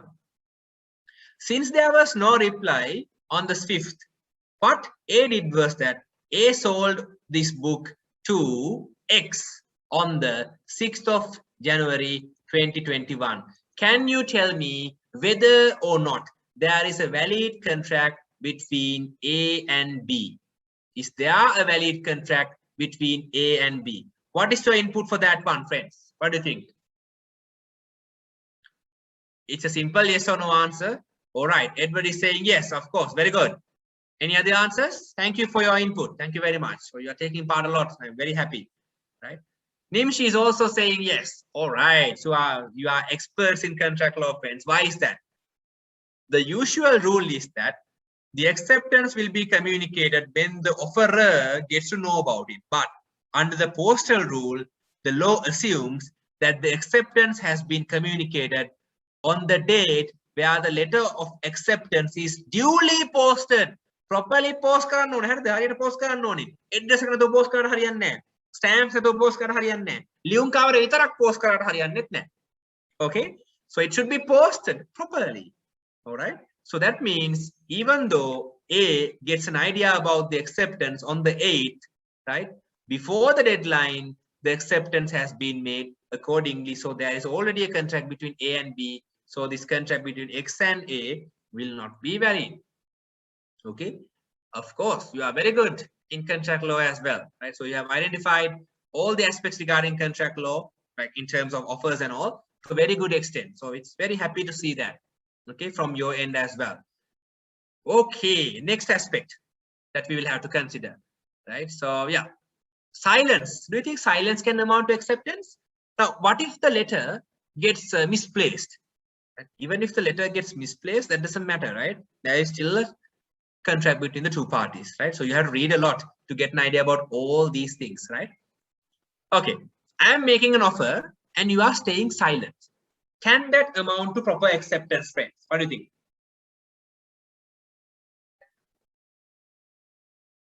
What do you think? Silence? That was told by one of our, senior brothers in the media unit when we were at schools, right? But can you accept an offer by staying silent? Can you accept an offer by staying silent? Of course, yes. No, you can't do that, right? So basically, when you are accepting an offer, you have to provide some sort of a gesture, right? So impliedly also, offers can be accepted, yes. But when offers are being accepted, it is a must for you to indicate that acceptance in a way that can be perceived by the senses. Okay. Now, for example, then you are not saying anything, not even a nothing. So how can I know? Okay, you can't accept an offer by staying silent. This case, Feldhaus versus Binley, is very important in that regard. Okay, and also you can't accept an offer that you don't know about. Nodanna arpanayak piliganna behe. Danna tiyak api කොහොමද accept කරන්නේ නේද? දැන් උදාහරණයක් විදිහට මේ session එක ගැන ඔයගොල්ලෝ දන්නේ නැත්නම් මේකට යන්න විදිහක් නැහැනේ. ඒ වගේම තමයි offer එකක් තියෙනවා නම් ඒ offer එක ගැන ඔයගොල්ලෝ දන්නේ නැත්නම් ඒක accept කරන්න විදිහක් නැහැනේ. හරියට මේ නැති වෙන බල්ලගේ example එක වගේ. Okay, you can't accept an offer that you don't know of. Okay, you find a dog one day when you are walking to your house. Okay, and you saw a name tag and the dog is very far from home. So you go to the residence, okay, of the owners and you return the dog, and the owners are very good. They provide you a tea, right, and then they provide you biscuits and all sort of things, and they thank you immensely, and then you're on your way. When you came to near the Handiye Kade, then you find a certain poster which says lost dog, if found, return, you will be entitled to 100,000 rupees. Now you are thinking, Mam mukadda pakare lakshayak denawalle mata dunne naha ne ekak vitara dedu rupiya 50ට මට ගන්න තිබ්බා ඒක. Okay, and now you are going back to the house and you are demanding. Don't do naughty work. Okay, වැරදි වැඩ කරන්න එපා අප්පා.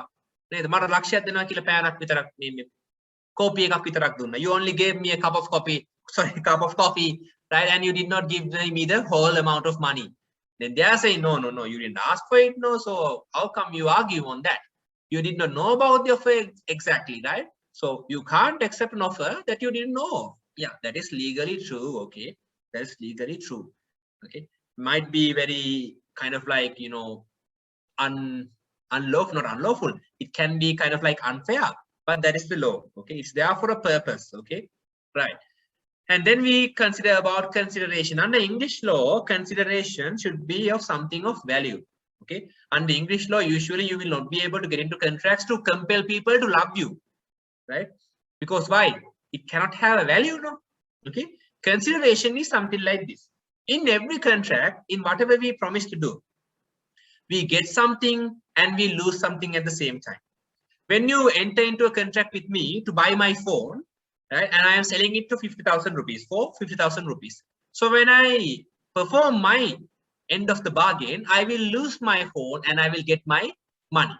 Not my money, I'll get your money, right, for in exchange of the phone. You will get the phone and you are going to lose money. So we all gain and sacrifice things when we are performing our promises. That's why it's an exchange of promises, no? The contract is like a meeting of minds. Okay, so basically the financial value that is being exchanged between the parties is what we refer to as the consideration under English law. But under Roman Dutch law, it's different. Roman Dutch law principle is very wide. We call it Justa causa. Justa causa. Singhalen kino causa wakil. Okay. So remember the two aspects. Okay. Right. And when we consider about consideration, there are valid considerations and invalid considerations. Valid considerations are executed consideration and executed consideration. Sometimes we perform what we have to perform under the contract at the same time. Take a gun or salli deno. Degollangeම duties and rights ivarai. Sometimes there's executed consideration. That means the obligation will be performed sometime later. Right? Like for example, cash on delivery wagene. Badu order කරනවා, I order some goods. මට ඒ බාණ්ඩ හම්බෙන්නේ ඉදිරි කාලේදී. හැබැයි ඒවට සල්ලි ගෙවන්නේ ඉදිරි කාලේදී. හැබැයි contract එක දැන් නැත්ද? තියෙනවා. Right? We act on the promises that we have provided, but our obligations will be performed at a future date. Executory consideration. Okay.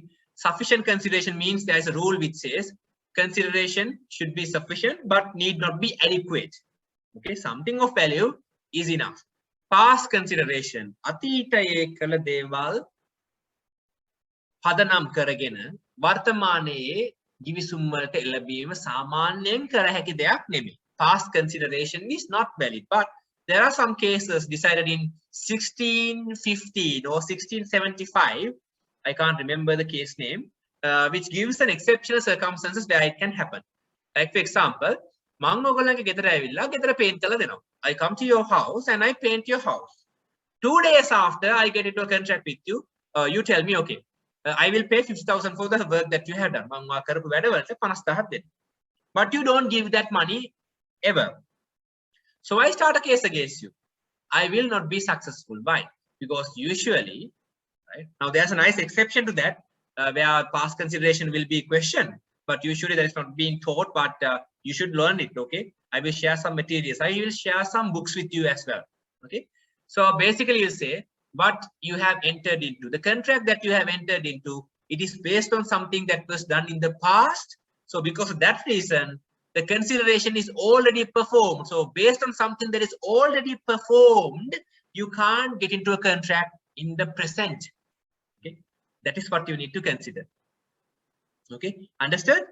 All right. So I hope it is understood. I'm very sorry for going so fast. I'm running out of time and I'm running out of battery power as well. Okay. Right. Can you understand what I say? Is it okay?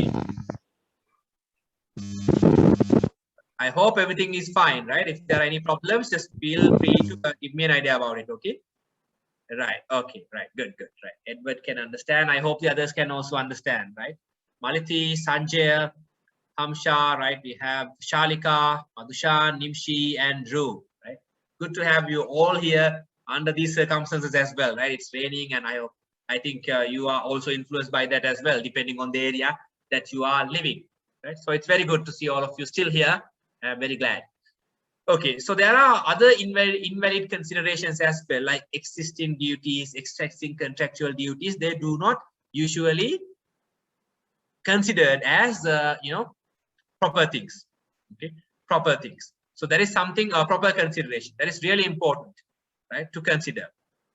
Okay, so when you consider about existing contractual duties, one day, now assume that light's gone. ඔගොල්ලන්ට පේනවා තාප්පෙන් පයින්නවා හොරෙක්. දැන් එනවා ගෙදර පැත්තට. What will you do? T56 වෙඩි තියනවා. එපා එපා ඒවා කරන්න යන්න එපා.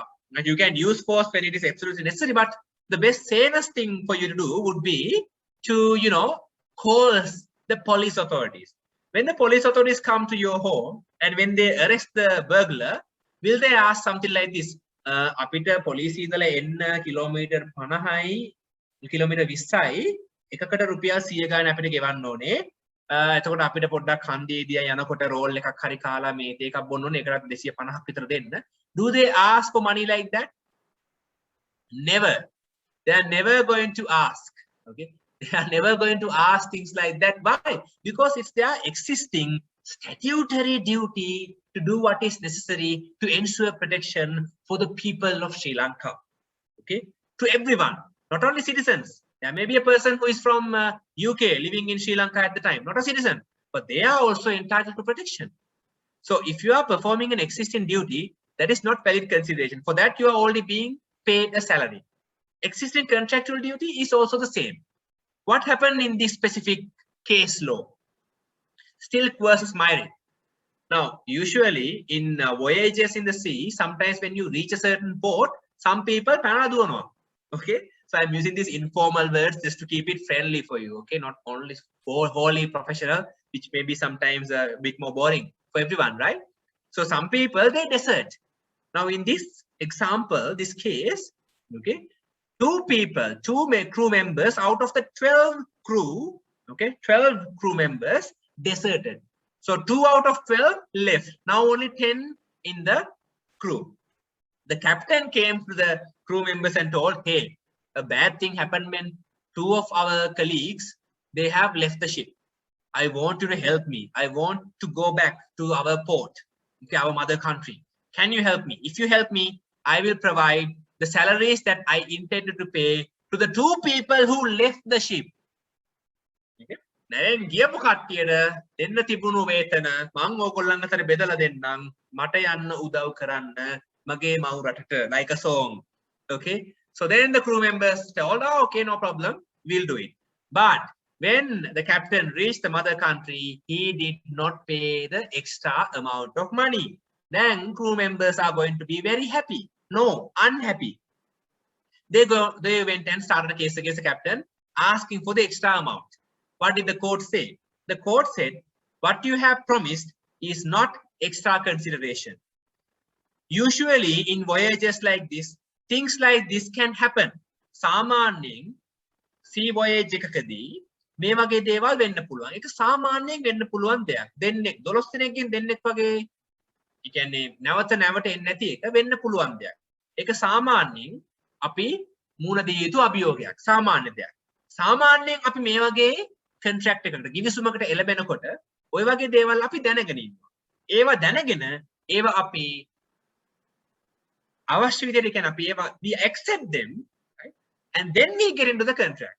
So there's nothing so special that you have done which will be regarded as extra consideration rather than an existing duty. But in the other case, Hartley versus Ponsonby, the case was different. Here, half of the crew members deserted. Crew members lagging 150ක් කට්ටියක් නෙත් ගියා. ආවෙ නෑ නැවත. Again, here also the captain told, I will give you the extra money, help me to get to the mother country. They did. And here also the captain did not pay. Don't you see a difference here? There's a big difference here. Why? 2 or 3 members deserting, we can predict. Half of the crew members deserting, this is actually extra work. That means you have to cover the work of another person. This is something that is really extra. That can amount to valid consideration because the circumstances compel the captain and the crew members to decide new terms of the contract. Okay, that's why it is not going to be referred to as a existing contractual duty. The whole gravity, the whole nature of the contract changed fully, right? Because of what has happened. Okay. That's the difference in this case. Okay, so contract law is very beautiful. It can be different from situation to situation. The principles are clear, but there can be differences as well. Okay, and then we have the intention to create legal relations. We have discussed about this yesterday, so I will not be discussing about it today as well. Okay, so if you have any questions, please feel free to post your issues to the chat window. So, or even you can unmute yourself and ask questions directly. I'll be more than happy to give you perspectives about all these things. All right. So merit versus merit, very important case. So in Balfour versus Balfour, it was referred to as a, domestic contract, not a contract, domestic agreement. So the presumption can be rebutted. So the person who is saying, no, this is a valid contract, you have to give evidence that this is a binding contract. If not, you are going to lose. Now, in this case, merit versus merit, look what has happened. The husband and wife, they were still married, but the husband was already living with another woman.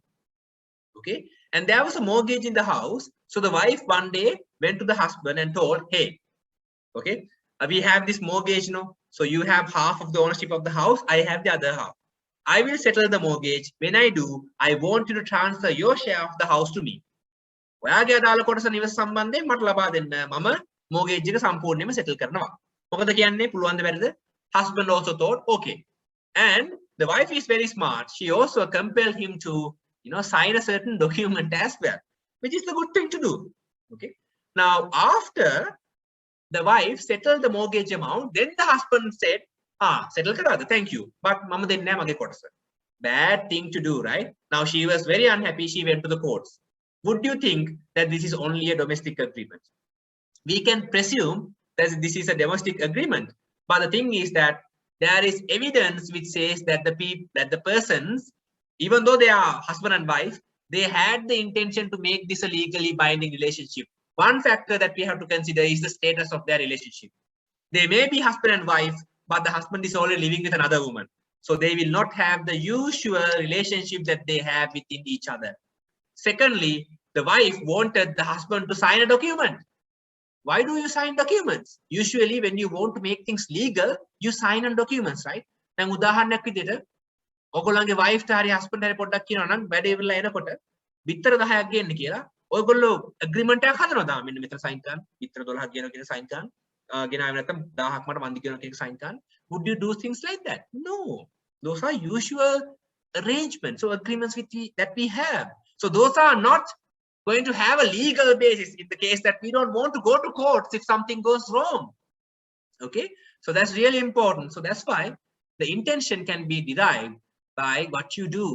Okay, so basically if you are saying that there is a valid contract where you have intended to create a legally binding relations, when this presumption of domestic arrangements or domestic agreements or social agreements are applicable, you can provide evidence which proves the contrary, saying that this is what is applicable, right? මෙතන intention එකක් තිබිලා තියෙනවා. නෛතික බැඳීමක් ඇති කර ගැනීමේ අවස්ථාවක් තිබිලා තියෙනවා. ඒක නිසා තමයි මම ලිඛිතවයේ අදාළ දේ ගත්තේ. Right? ඒ දීප පොරොන්දුව ලිඛිතව ගත්තේ ඒ නිසා. Something like that you can state. And then of course on the commercial contracts the presumption is that, or in not commercial contracts, it is wrong to say commercial contracts, okay? In commercial agreements, it is fair to presume that the parties did intend to create a legally binding relationship. Okay, and then we have various concepts such as misrepresentations, things as such. So we are running out of time. I don't think we will be able to discuss it in whole, but let me give you a basic idea about it, right? When you are stating things before you get into a contract, you state different things. No, when you go to buy some products, a salesperson might come and say, this is the most wonderful product in the whole wide world, beautiful product, the reliable, this and that, and all the fairy tales. Okay, they will say it's okay as long as what they say is true. Okay, they are representations. But if what they say is going to be false, and if you are induced to get into a contract by that false statement, පෙළඹවීමක් සිදු වෙනවා නම් ඒ කරලා තියෙන ඒ කියන දේවල් වලින් givisumකට එළඹෙන්න ඒ කියලා තියෙන දේවල් වලින් මොනෑම් හෝ දෙයක් වැරදි දෙයක් නම් සාවද්‍යයි නම්, then of course that means it's a misrepresentation. Okay, there are various types of misrepresentation: innocent, negligent, and fraudulent. Consequences can be different based on that. And then the last one that we have to consider, terms of the contract. Terms. What do you mean by terms? This will be the last explanation that I'll be giving you, friends, and after that I'll be finishing the lecture. Okay, I'm sorry about that. I wish I had more time with you, but there are different constraints, and this electricity problem is also another issue. Otherwise I would have continued with your permission, but I don't think that I'll be able to continue with the current status of things. But I will give you an idea about terms, right? Terms are the things for which you agree through a contractual relationship. Contract එකකදී වෙන්නේ, givisumකදී වෙන්නේ මම දේවල් කරන්න පොරොන්දු වෙනවා, ඒ වෙනුවෙන් ඔයගොල්ලෝ දේවල් කරන්න පොරොන්දු වෙනවා. මේ අපි පොරොන්දු දී ගන්නකොට අපි කරන්න පොරොන්දු වෙන දේවල් වලින් තමයි අපි බැඳිලා ඉන්නේ givisumකදී. ඒතකොට ඒවට තමයි අපි කියන්නේ terms කියලා. Right? Terms can be expressed or implied. ප්‍රකාශිතව කියලා තියෙන දේවල් වෙන්න පුළුවන්, සමහර ඒවා වියංගෙන් බලපාන දේවල් තියෙන්න පුළුවන්. Express terms වලට උදාහරණ තමයි, like for examples for express terms are, sometimes they are in the written form, sometimes they are in the oral form, sometimes they can be a combination of two. ලිඛිතව තියෙන්නත් පුළුවන්, වාචිකව තියෙන්නත් පුළුවන්, දෙකෙන්ම තියෙන්නත් පුළුවන්. That can be the case. Sometimes some terms are implied. What do you mean by implied? වියංගෙන් බලපාන. ඔයාලා දැනගෙන ඉන්න ඕනේ නැහැ ඒ වගේ දේවල් තියෙනවා කියන එකම. Like for example, when you buy a certain good from a certain shop, did you know that the sale of goods ordinance was applicable for your contract? It is. You didn't even know, but it is applicable. Okay, impliedly. You did not expressly state phone එකක් ගන්නකොට කවදාවත් කියලා මේ සම්බන්ධයෙන් භාණ්ඩ විකිණීමේ ආඥාපනතේ ප්‍රතිපාදන බලපානවා. මතක තියාගන්න. Would you say? Would you even bother to ask? No. But the legislation is there. It will be impliedly applicable. Same thing goes in terms of nature of the contract and customs and usages. Right? විවිධ දේවල් අපි කාලයක් තිස්සේ කරන දේවල් තියෙනවා. ඉතින් ඒ දේවල් සම්බන්ධයෙන් ඒක අපි expressly agree වුණත් නැතත් that doesn't matter. It will be applicable to the contract based on the nature of it. Okay, very important. And when we consider about terms, this is the last explanation. We can divide terms mainly into two, some divide into three: conditions and warranties, and also innominate terms. Conditions are very important terms of the contract. Api gahak gattot, if you take a tree, the conditions are like the roots. Mul wage kondesi කියන එක. Why? If something happens to the roots, then the whole tree is going to fall, right? Okay, so basically, if a contract or if a condition is breached, that breach is going to go all towards the roots of the contract. It will go to the core of the contract. Like for example, mama ඒගොල්ලන්ගෙන් jeep එකක් ඉල්ලනවා, ඒගොල්ලෝ මට 3-wheel එකක් දෙනවා. ඉතින් contract එක සම්පූර්ණම අවුල් නේද? The contract is completely messed up. Why? I've asked for a jeep and you have given me a 3-wheeler. Two different things. Okay, but if I ask for a red jeep and if you gave me a black jeep, is it so essential? It can be essential, but the thing is that it's not so, it is not going to go to the roots of the contract. Yeah. So when you consider about conditions, conditions are very essential factors in a contract. They should be performed. And if that condition is breached, the breach will go to the roots of the contract and cripple the whole contract. On the other hand, in terms of warranties, warranties are incidental to the contract. They actually help the better performance of conditions. Okay, let me give you one example. Now assume that you are a singer. This example is inspired by Prasad versus Pierce case and Bettany versus Guy. Okay, it is available for you to read. Okay, you can read in your own time. So assume you are a singer. So I am recruiting you to sing in one of my concerts.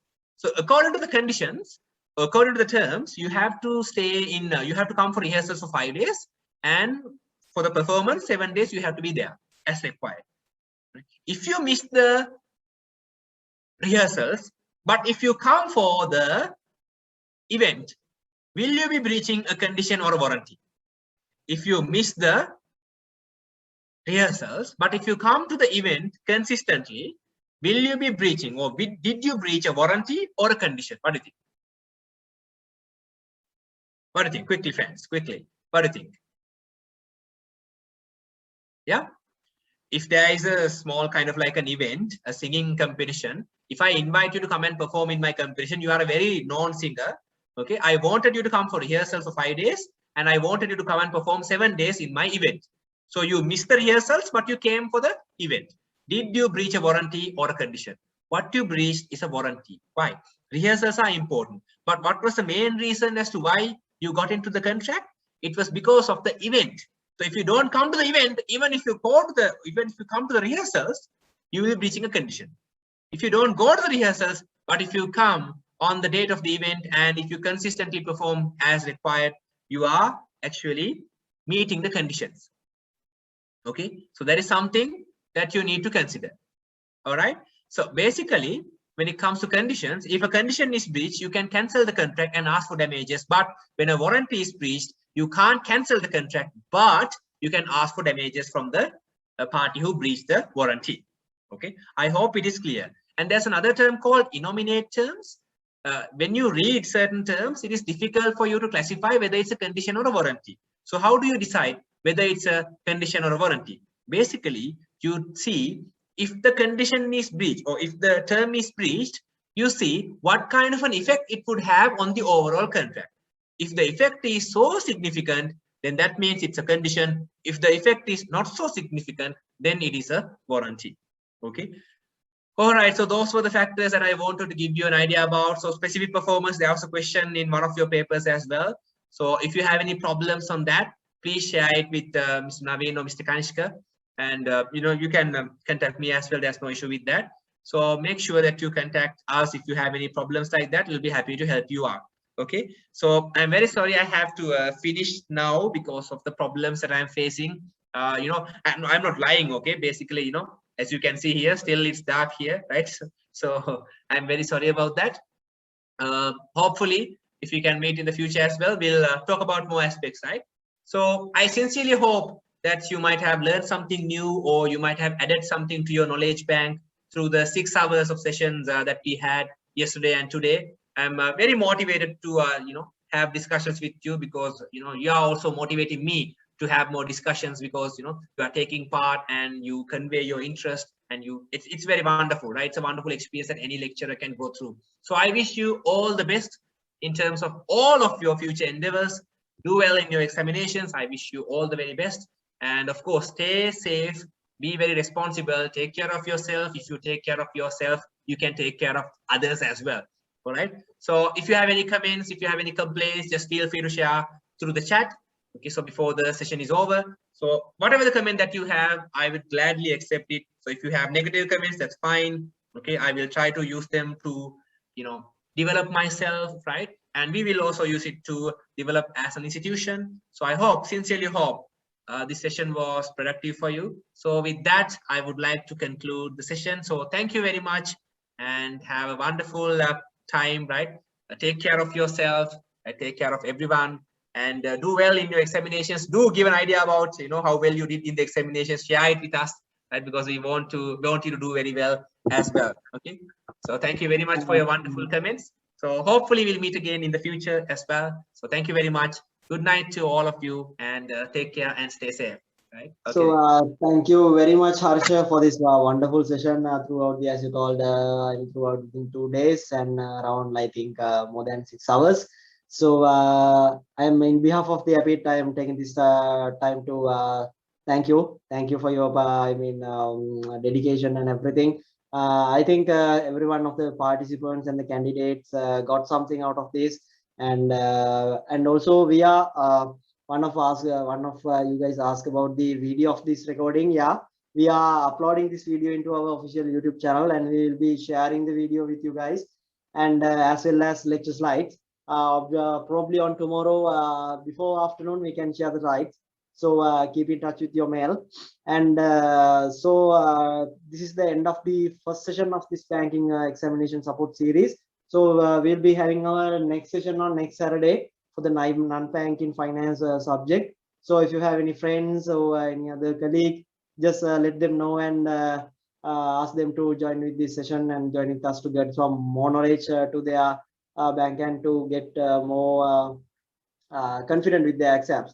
So thank you very much, everyone. So stay safe. Good night. So we will see you later, right? Okay. Have a nice day, guys. Bye. Good night. Have a nice day. Thank you.